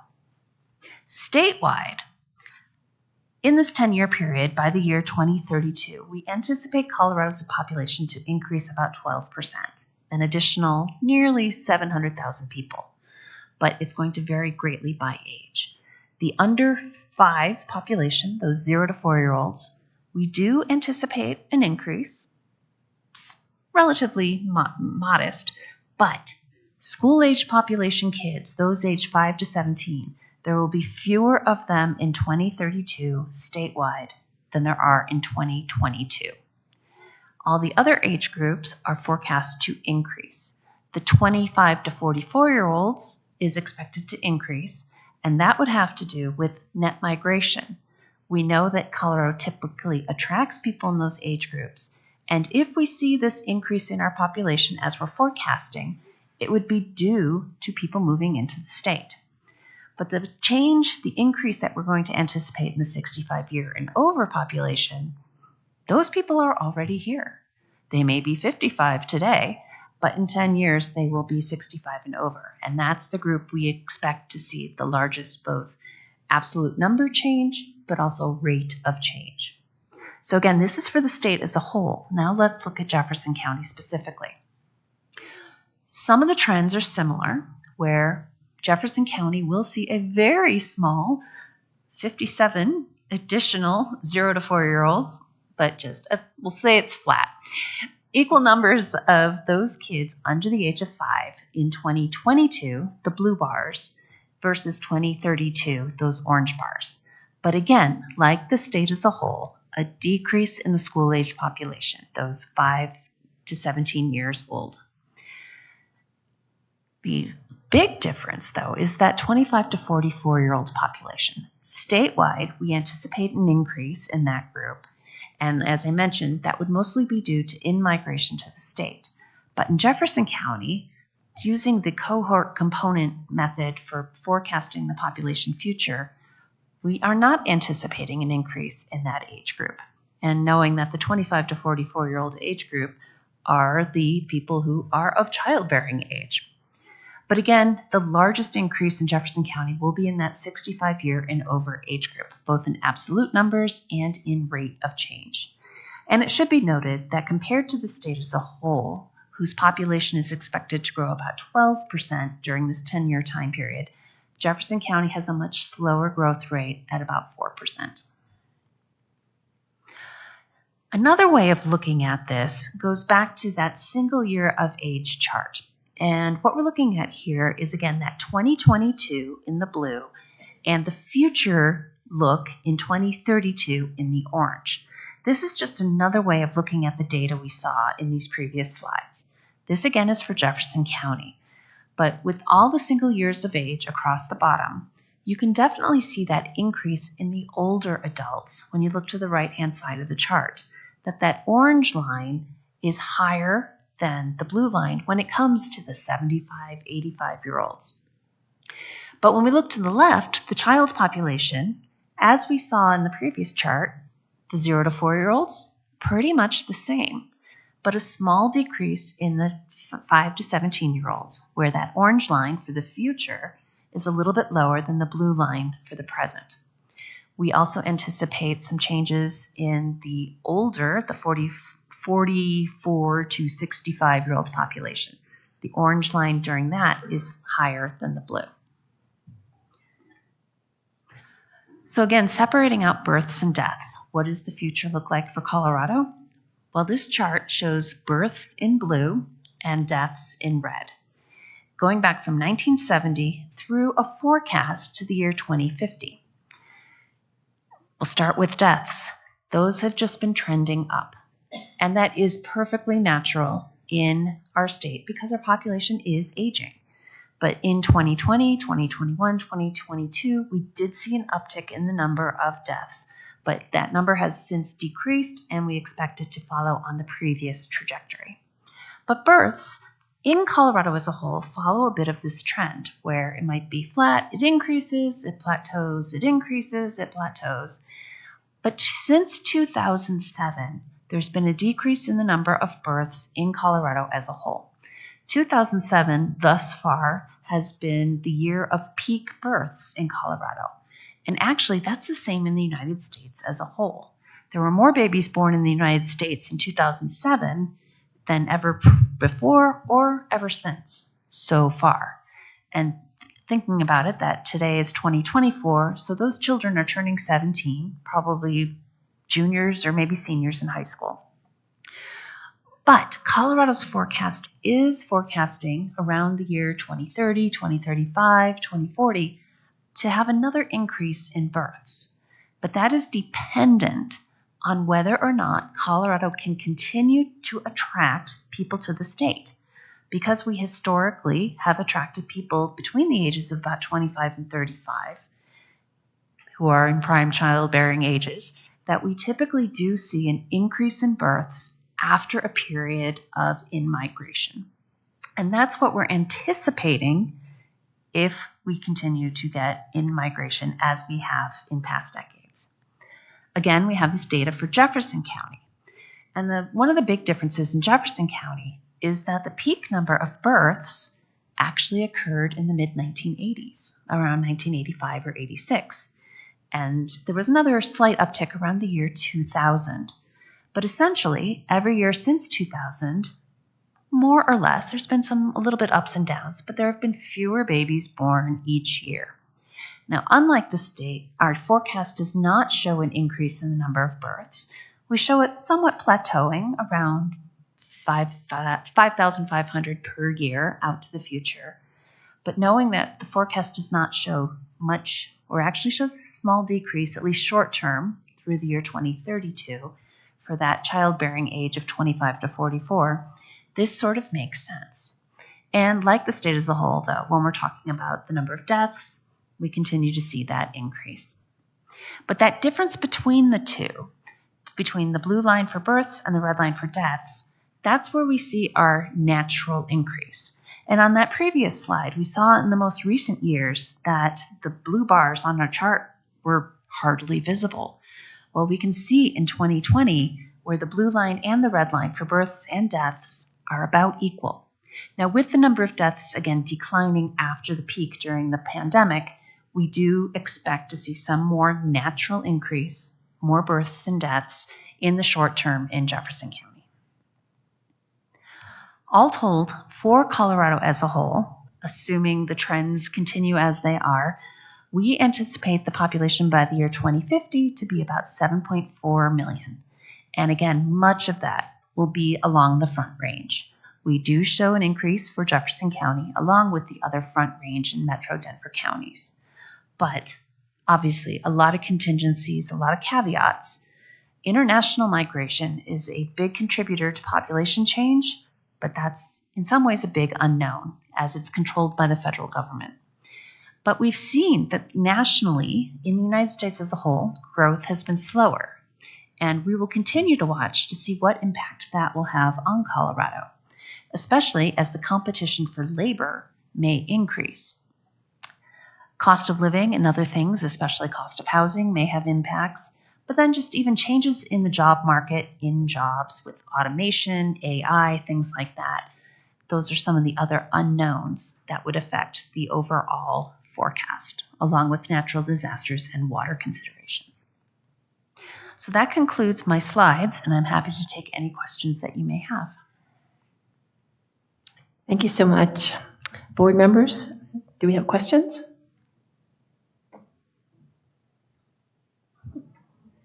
Thank you. I just have a couple, just to kind of get additional understanding to help explain it to people when they are asking us, questions. I think that what you're saying on on slide 7, when you looked at birth by age, we see the age group of women 30 to 40 having the most births. And then you've also say those are the highest migration in. So I think people would naturally say, well, shouldn't we have more births because more of the people who have babies are coming here? I think what you also said, though, is they have less babies. Is that correct? Maybe I didn't understand. See, this is where you should clarify. Yeah. So how do we explain when someone says, the demographer told us that the most, the highest number of migration in is from the age group that also has the most amount of children, and how can we say they're not going to bring or have children? Right. And it's not necessarily this slide is showing the change. So it's not necessarily that the women in their 30s and 40s have the most children compared to those in the younger age groups. It's just that the trend over the past 10 years that we expect to continue is that the number of births to the youngest mothers will continue to decrease. But yes, that does make sense that if we are anticipating more people, more women in that 25 to 35 to 40-year-old age group. But yes, that is where we anticipate seeing more births because we will be attracting them. We have seen an increase in births to those mothers, but it's not necessarily as big as the number of births to the youngest mothers. Yes, in some ways the slide is a bit deceptive because we're not showing the absolute number of births to women of different age groups, just that there has been an increase. But definitely in some counties in the state where we are seeing a larger increase in that 25 to 44-year-old age group, we do anticipate more babies to be born after that in-migration. But Jefferson County in our forecast is not expected to have an increase in that age group just for the next 10 years through 2032. But the overall principle was accurate. But yes, again, this slide is not showing the absolute numbers of births, but yes. That's helpful. And just another random question. Well, it's not random, but what the way that this could appear and then people interpret. Mm-hmm. So if our older adults, we have a increasing death rate, and not necessarily the rate of death, but just we have, again, so the whole idea that if we have more people in childbearing age, well, yes, we will have more births, even though the fertility rate has been decreasing. And so even though we are going to have more older adults, the death rate is not increasing. We just have more. So we're seeing more deaths. So we're not looking at as a percentage of 80-year-olds, how many of them. So yes, we have very selective slides. So this is good for me to understand that, yes, they can be. Sorry, I didn't. No, it's helpful. I didn't. I did use the word rate, and I didn't know what I was saying. But my question, though, is we hear that a lot of the reason that we had to close schools was because people are aging in place. Folks who had kids many years ago, and we built all these schools are still there. So if we have more people dying, won't could that open up the housing market so that more 30 to 40-year-olds can move into those neighborhoods having more babies? Yes. In fact, we were just talking about this in the office the other day, that when will be sort of this turning point of when a very large generation like the baby boomers does, as we say, take the ultimate out-migration and passes away. But yes, that their homes, the places that they're living now, just like currently the jobs that they're holding now, that as they're perhaps leaving the labor force, those jobs are opening up, that yes, eventually their houses would too.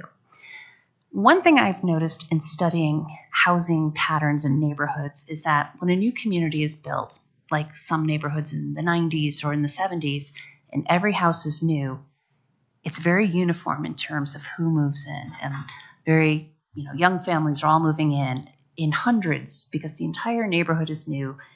But as those things turn over, it's not as absolute. There might be one house, oh, they moved away, or oh, they passed away, or things like that. So we don't see that same mass grouping when a neighborhood churns over, when a neighborhood starts shifting, the way we do when we see brand new neighborhoods being built.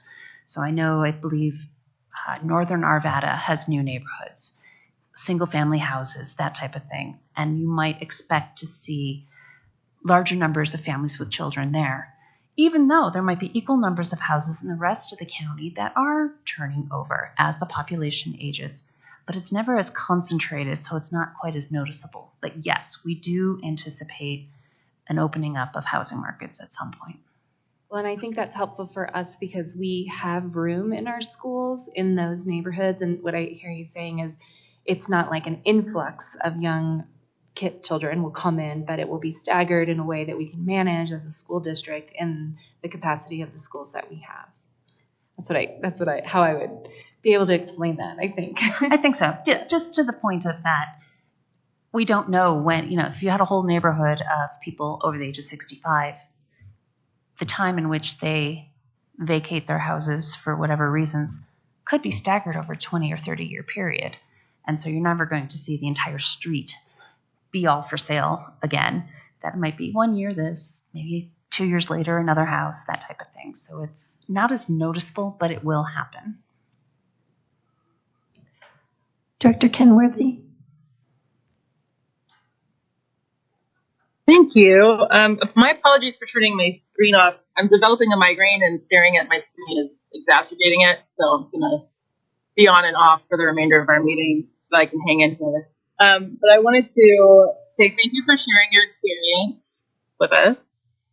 And for the folks listening for some context, I'm curious, how long have you been studying demography? Myself personally, or? Yeah. Well, I've been with the state for 4.5 years, and prior to that, I worked in another county where I looked at these trends for that county in the state. Yes. Great. So, yeah, go ahead. Oh, but the whole demography office team has well over 50 years of combined experience in studying demography. So it would be fair to say that you and your team would qualify as experts in this field. Is that fair? Yes, I think that was fair. Excellent. I think it's fair. And I'm going to make a statement that I think is a little bit preaching to the choir, but I feel like it's really necessary for our listening public to hear this, and so I'm going to say it now. I want to clearly underscore that this presentation comes with an understanding of the difference between empirical, data-driven evidence of our population shift, as presented here tonight, versus anecdotal evidence, which is based on personal experience or individual observation, and often lacks adequate research or factual basis. Anecdotal evidence is not necessarily true or reliable, and it may be based on examples that are exceptions or aberrations from the trends discernible in empirical or scientific data. Would you agree with that? Yes. Awesome. The other thing I want to say here is that the state demographer's entire job includes detailed study of our population across multiple data points, and this is a highly qualified expert in studying how our population shifts and changes. There are lots of other factors that go into the conversation that we didn't get into, things that are economic drivers of in-migration or out-migration, push and pull factors. You mentioned maternal age, repeat births, housing costs. And then there are specific stories within our local situation that play into local demographics versus like countywide versus statewide versus nationwide. So it's a pretty complicated, complex tapestry of stuff to look at. And finally, I want to say that Jefferson County Public Schools is a data-driven institution. And so we lean into data-driven practices to inform instruction and our resource allocation. And so for folks who have come up and talked to me, and I love stories, people say, oh, there's a new family in our neighborhood with a brand new baby. That's amazing. And it doesn't mean that we're experiencing a population boom. We're not saying that people aren't having babies, period, at all. Like we've all just stopped producing. That's also not happening. But that there's empirical data that's informing our decisions, not anecdotal data. And I felt like I needed to say it out loud because I've heard some of the same anecdotal data lifted up in conversations about school closures and property plans for what we're going to do with schools, those schools in the future. And I really hope that our county will hear me in saying that we are leaning into empirical, data-driven information presented to us by people who are experts in the field over anecdotal, although still lovely. I love babies and I love the new people in your neighborhood, I'm sure. But that doesn't tell the whole story of what's happening at the viewpoint that we have to be in as a board when we're making decisions. And so I just really wanted to be clear about that. And thank you again for coming and sharing this information with us tonight so that we can use your information to help inform our public when we have conversations. That's what I wanted to say. Thank you so much for being here. Thank you. As much as I don't want to follow Director Kenworthy, that was well said, Director. And thank you so much for being here and sharing the information with us. It's really eye-opening. It's really eye-opening to see what's going on in our county, even compared to the state. I want to touch on just something that I think both Dr. Varda and Director Kenworthy kind of said. You mentioned the fertility rate. Is the fertility rate how many babies people are having? Or what do you consider the fertility rate? There's different ways of measuring it, but one of them is when you consider how many babies per woman on average during their lifetime. And the whole idea that a replacement rate would be 2.1 children per woman. So that would be, the woman's giving birth to, and it's replacing the two kids, her and her partner. And the 0.1 is for accidental. The United States as a whole is at about I think Colorado as a whole is about 1.6. And the United States has also been decreasing. Currently, the United States is not at replacement rate. So even however many people we have today, we are not producing as many babies that would replace every single individual person in the nation as a whole. And to the point of that, there are countries in Asia, like South Korea and Japan, and several countries in Europe that also face this, where they've been below 1.5 as babies per woman for quite a long time, and that they are seeing their populations, if not decline, but to see that their older population is a much larger share of the total population. So it is fair to say that probably both for Colorado, or maybe just for Colorado, that number has declined for us over the last couple decades. Yes. When we look at, and one more clarification on slide 7, because I had similar questions to the bars. Does this assume a first child? Or just a child? Just a child. Okay. Yes. I'm sure there'd be different charts for age of first birth, and maybe like the average and median of that has been increasing. But yes, this is just all births during this time period. Yeah. So that's interesting. So when I looked at this chart, something that I thought was, okay, if women are having babies later, they may not have as many as they would have had younger. Is that a fair way to think about it? That is definitely. So yes, to the other point of age of first child or age when you start, perhaps starting a family. Yes, the later a couple starts, the more likely they will have fewer children. And just historically and globally, that as women have more economic autonomy, more education, that they do tend to delay childbirth. And to the point of that, older women for the history of humanity have been having babies. They maybe started when they were 18 and continued to have a baby every year until they were 40 something. So it's not that there were never older mothers. That's not what we're implying here, just that there's been an increase in the number of births to older mothers in Colorado. No, thank you. This is incredibly helpful data, and we just really appreciate you taking the time to come talk to us. Thank you.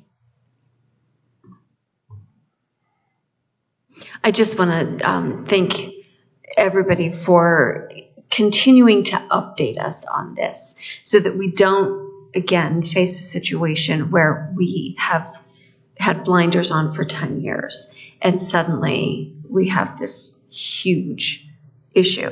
So I really appreciate the proactive and ongoing look at what's going on. It really helps to inform decisions and allows us to make the best decisions, not just for now, but for our future as well. So thank you very much. I'd like to thank you for the presentation too. And I just have a question about why Jefferson County is having a smaller increase than the state. And I'm wondering, is it because of the cost of living here? Is it because of lack of affordable housing or just lack of housing development? Or what would you think? Typically, we do see the younger population. So I'm going to the chart. So the forecast showing a decrease in the 25 to 44-year-olds in Jefferson County. Definitely housing plays a part, and when housing was built, and whether you're continuing to build the same amount of housing as you had, say, in the 70s or the 90s or the early 2000s. And so part of the distribution of the population in Denver Metro, that what percentage is going to Jefferson County, does depend on housing. Our forecasts do not factor in considerations like cost of housing or differences along those lines, but just that cohort component and the historic trends towards net migration. Thank you very much. Really appreciate it. And I share Director Reed's view that we need to keep our eye on things and not be caught surprised in the future. So thank you very much. Welcome.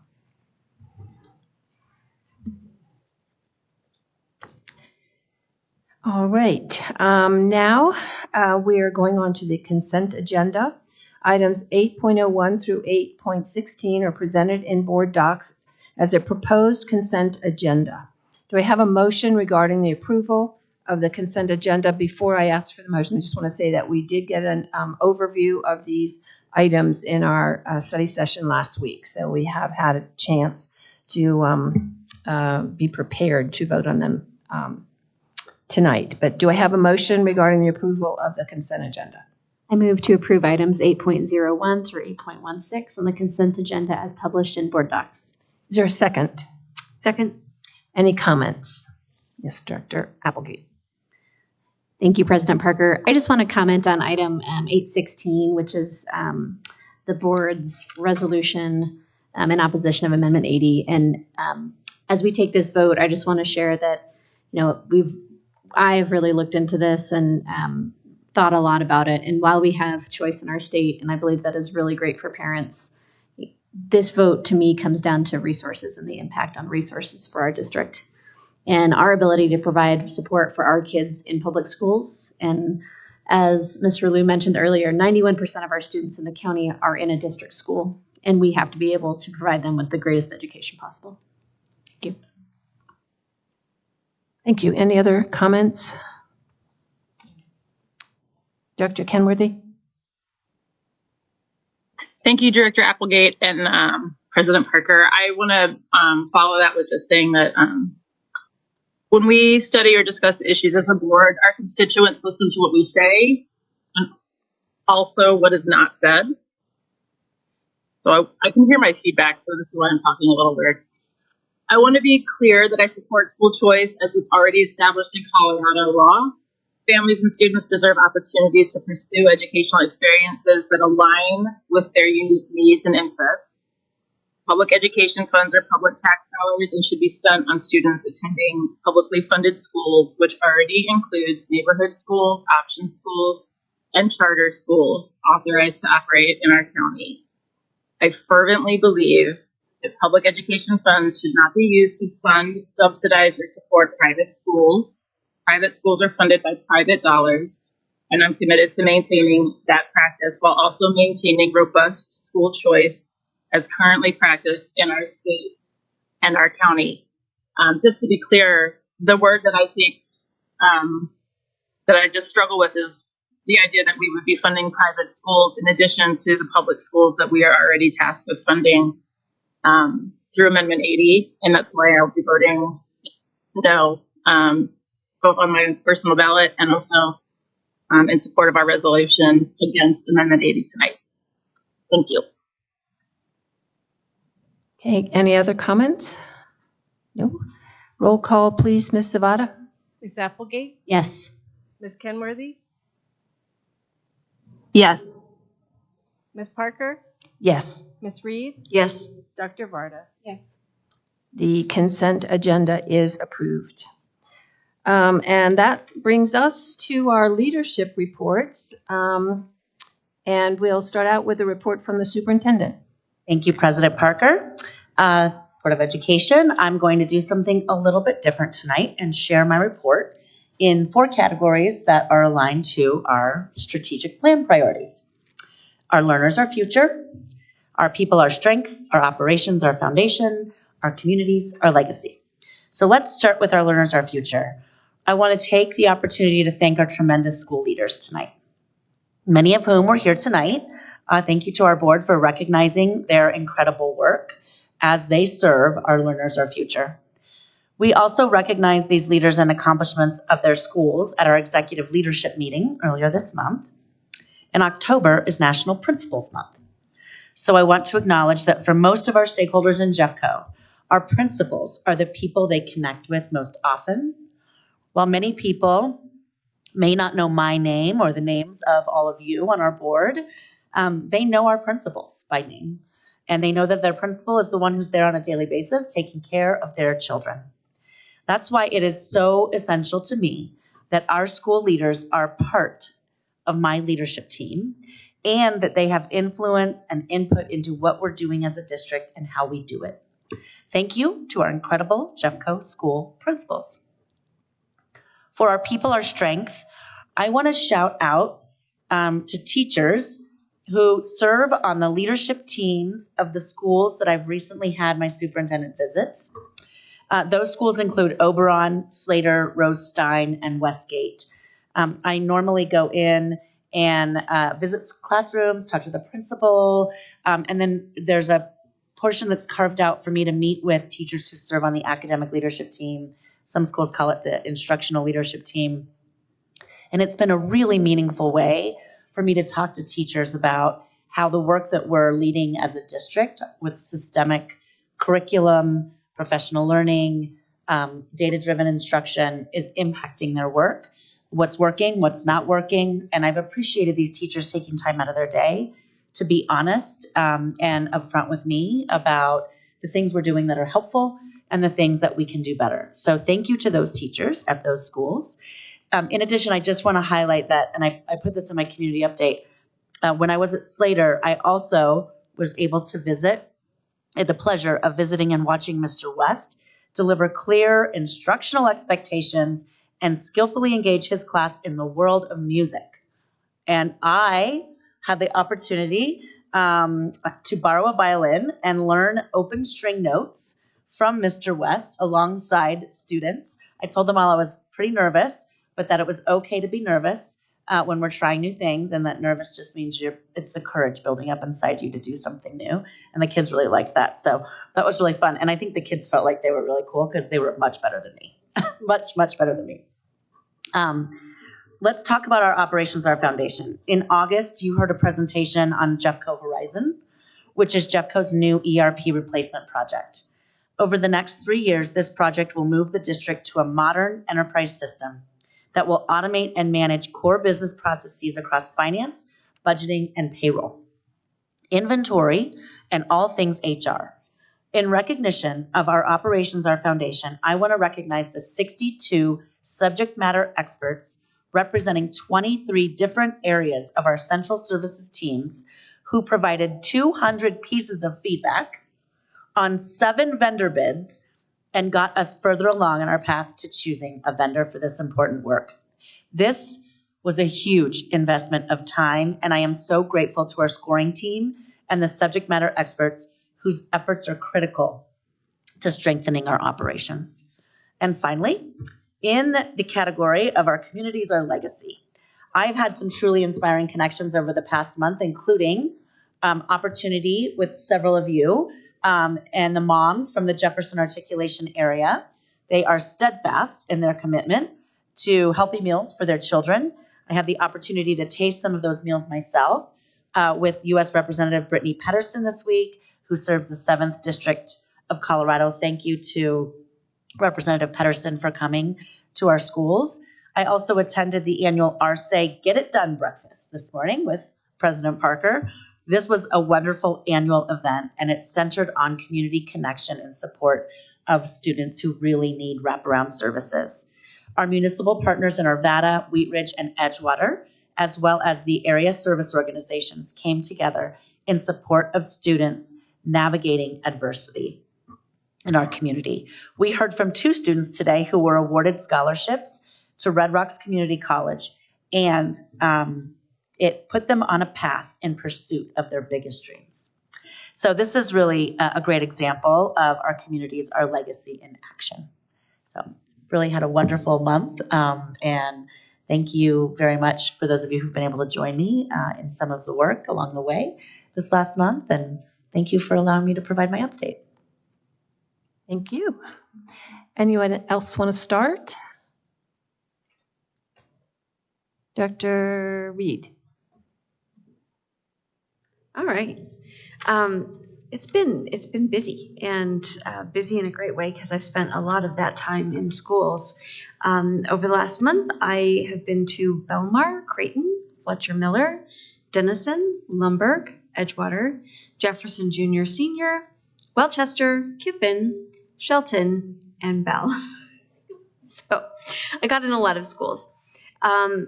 And I've said this before, I'm going to keep saying it. I am just so deeply appreciative when people trust me enough to not only say what's great, and they do, they lift up the things that they're proud of and the highlights and the wonderful things about their school, and they are very honest about what their challenges are, about what they need help from the district in doing.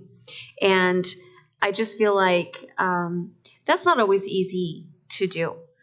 Sometimes saying to a school board member, here are the things that we think we need to keep working on, can feel a little scary.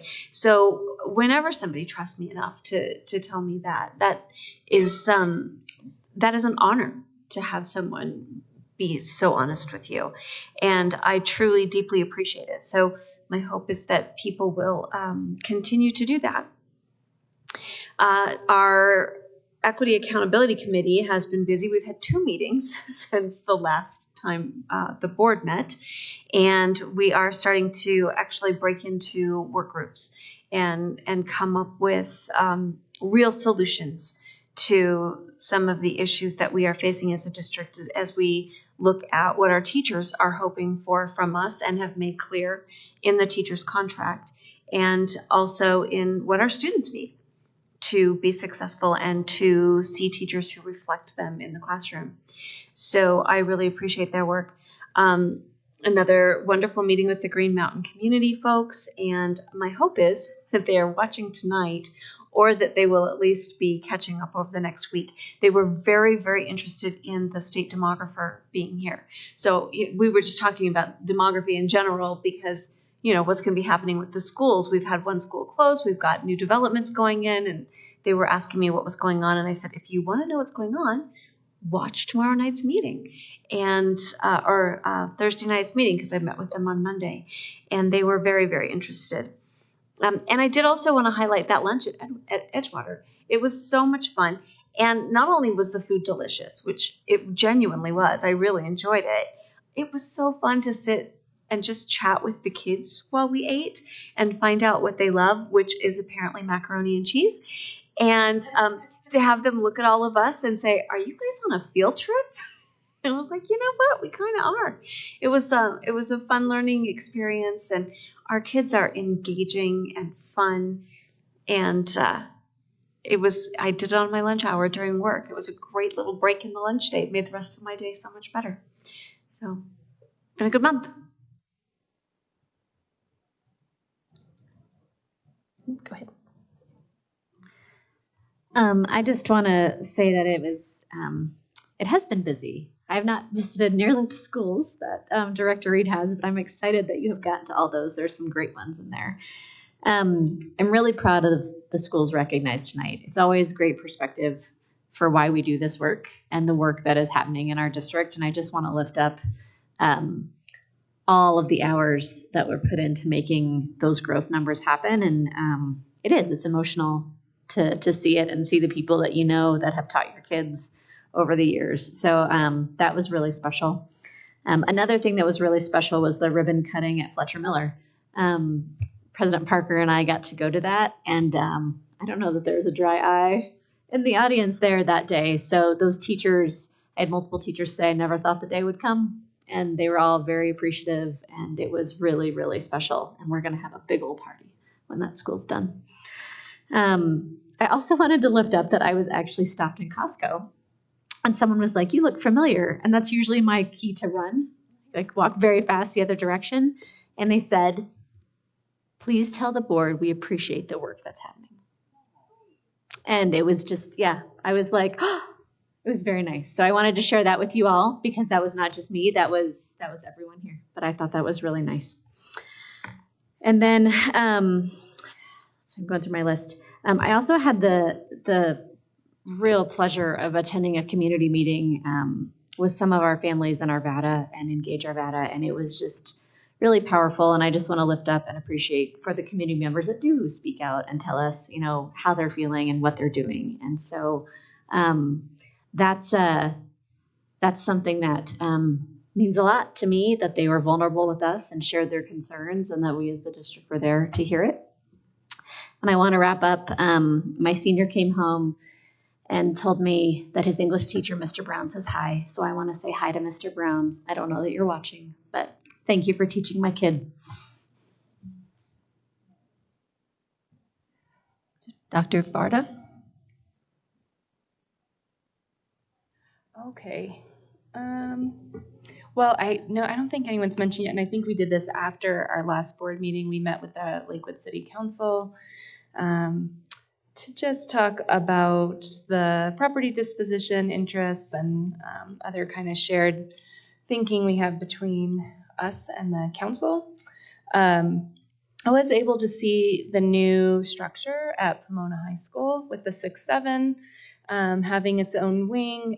It was right at the end of homecoming week, so really like active, fun at the school. There was a really great kind of energy in the school, and Mr. Rock was wearing a wig and doing like rallies in the middle of the visit. It was just so Mr. Rock and Pomona, and I was just really excited to see what's going on there. And so I would encourage any of our board to go and see some of these new changes that are the result of our closing schools and some of the good things that are going on because of that. I think I might have mentioned this last time, but we hadn't gone yet, but I went to the Love Our School Day at Swanson Elementary. My team at Visible Network Labs, my company, we are having our retreats, and we do a volunteer day when we do our retreat. So we volunteered at the school, so my team went with me to the school. So I didn't really go as a board member, I just went as a volunteer for that day, and we worked to help them make an outdoor classroom. I raked a lot of weeds out of rocks that day, as some of my team members put in spaces for, what are they called? Raised bed, garden beds. I had a team member pulling a stump out. It was just really fun, and they did such a great job. The kids designed before we got to work, the dirty work, the messy work. We spent time designing and putting up white papers, and kids really excited about what they have as a vision for their outdoor space, and everything from hanging plants, a lot of water features. And so it was really fun to draw that with them. And then we just got to work and started working on grass and removal and things. It was great. And it was so much fun to have my team there and be there at the school. And I love this program that the district is supporting. I love our schools program. I think it's called Partner Connect. Is that right? Did I make that up in my mind? Oh, okay. Well, it's a program that the district is. We should get an update as the board on this program. It's meant to bring community members into the schools. But one of the things that was really that I remember is when I went to a planning meeting before this day, and they said, community members know how to do bagels and backpacks, but they don't really know what else they can do to contribute to a school. And so this is a way to help landscapers know how they could contribute to a school and things like that. So, I'm being told I have an upcoming town hall, as do all of us on the board, which you can find online. So mine's on December 12th. But okay, just a couple more things. Let's see. So I've been to some schools, especially going to some of our Ralston Valley schools. I went last year with Director Applegate, but have gone to some not newer, but new schools for me. And then I also attended the Engage Arvada event with Director Applegate. And I am completely, I just feel like that's where the vision for our district needs to be, is coming from these community members standing up and telling us how they love our schools, how they are struggling, and just being able to have a place for that was really great. And then lastly, it's just that time of year. I always say, look up at your school. There is especially your high school, there's going to be a theater program that's doing performances very shortly here. Go even if you're a community member or you don't have kids there, they are absolutely amazing. We have Murder on the Orient Express coming. My daughter is participating in that. And then all the choir and orchestra concerts. So I don't know if community knows, they can look these things up and participate and see our children doing these amazing things. So, and it's book fair and homecoming season. It's just been one of those times where I feel like I'm in the school every day with my kids, attending something. So it's been busy. So, Director Kenworthy, I'll let you do it. Director Kenworthy. Thanks. So listening to you all share school visits, I just counted up. I think I've done 13 school visits in the last month. So I'll read off. I think Lasley Elementary School, Patterson International Elementary School, Rosestein Elementary School, Kendallview Elementary School, Carmody Middle School, Green Gables Elementary School, Dean Elementary School, Evergreen High School, Evergreen Middle School, Wilmot Elementary School, Rocky Mountain School for the Deaf, Alameda International, which Superintendent Dorland went with me on that visit, and that was really fun. So we were getting to see a little bit around newcomer programming, then that pilot program that we talked about last year. Also getting to see some really cool tech stuff that was going on. We were building roller coasters, I think. Anyway, it was a really cool project we were watching in action. And I also got to visit the Mountain Phoenix school for a festival that they had there with Director Applegate and an additional friend. So just lots of school visits, always fun. I love being there, where the front line is, where the work is happening, and where, that interaction and support for our kids is taking place.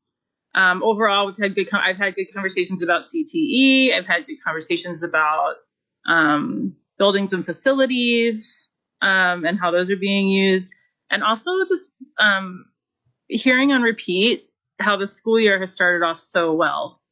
Just hearing that mirrored back from so many different schools across our district and different communities has been really beautiful. So it sounds like it's been pretty incredible start to our school year this year, and I'm excited to see, what's going to happen this year.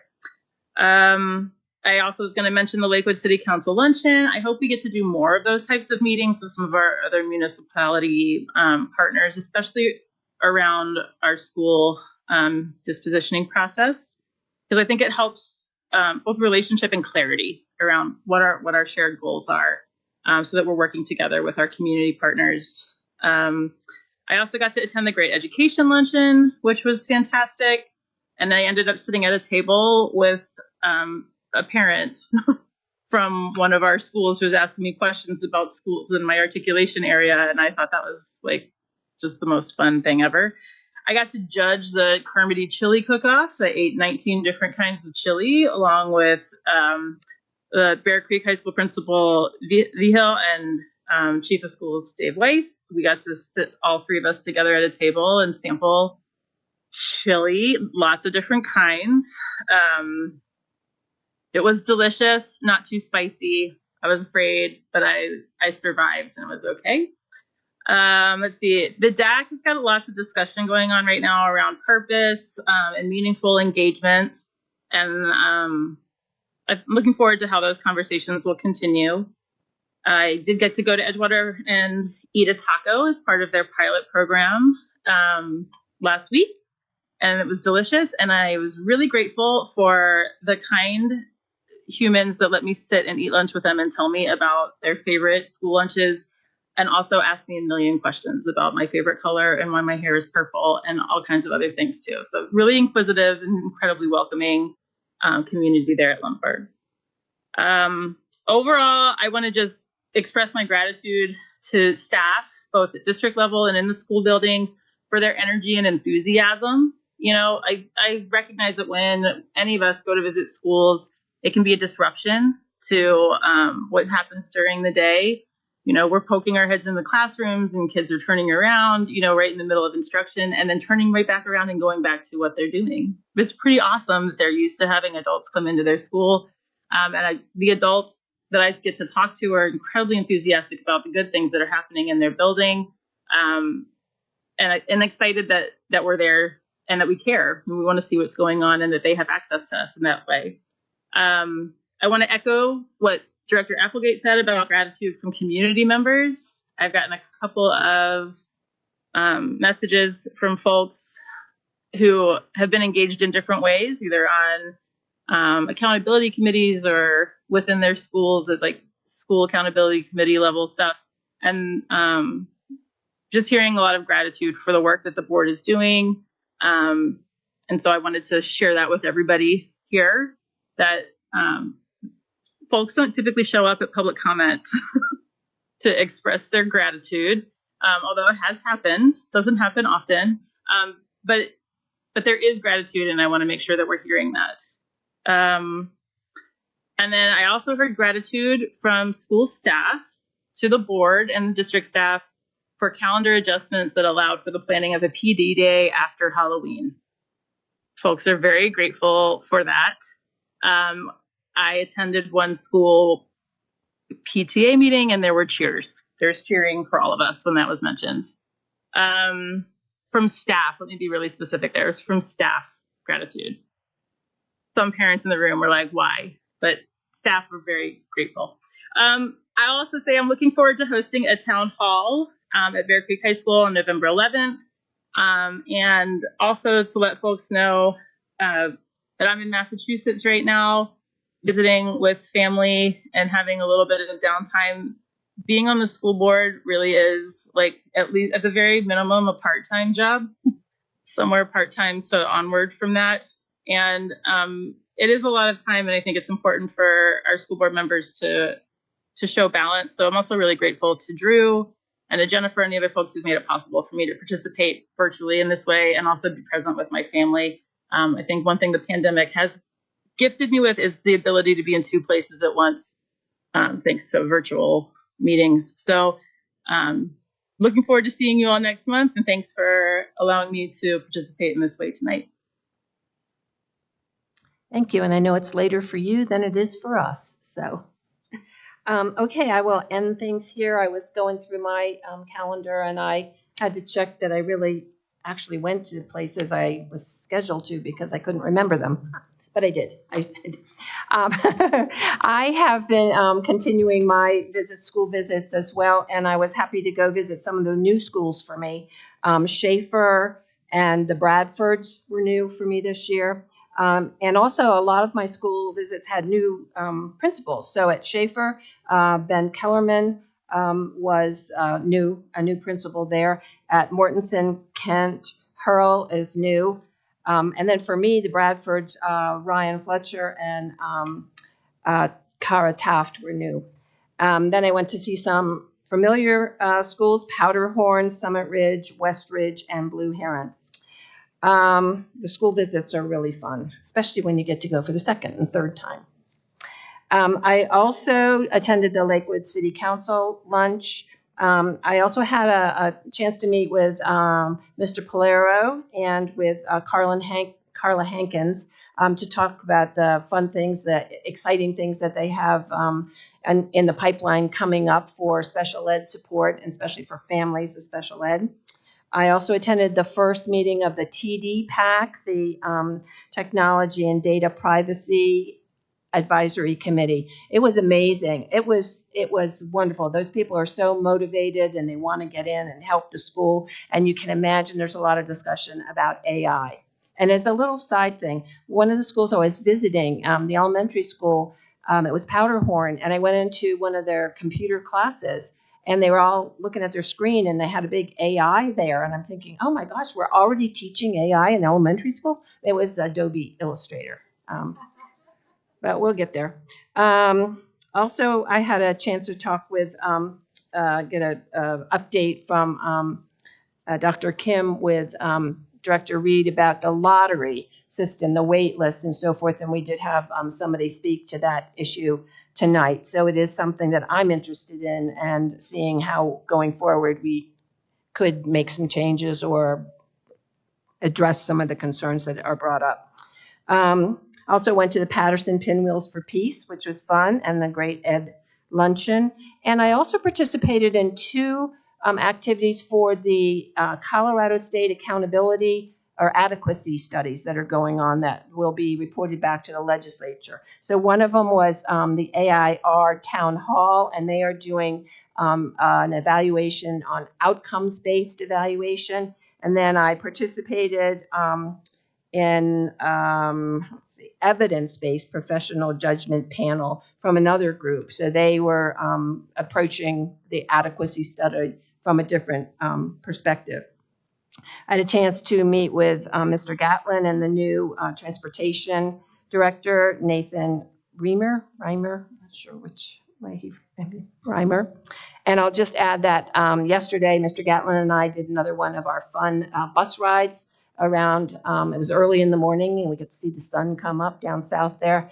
And we rode with Scott. I don't know his last name, but he was just an amazing, amazing person. So enthusiastic. He says he's a good morning person, which is great if you're going to be a bus driver. And I spoke with Superintendent Dorland that one of the kiddos that we were picking up was a special needs kid from Chatfield High School. And he wasn't out there where he was expected to be, but we waited for him.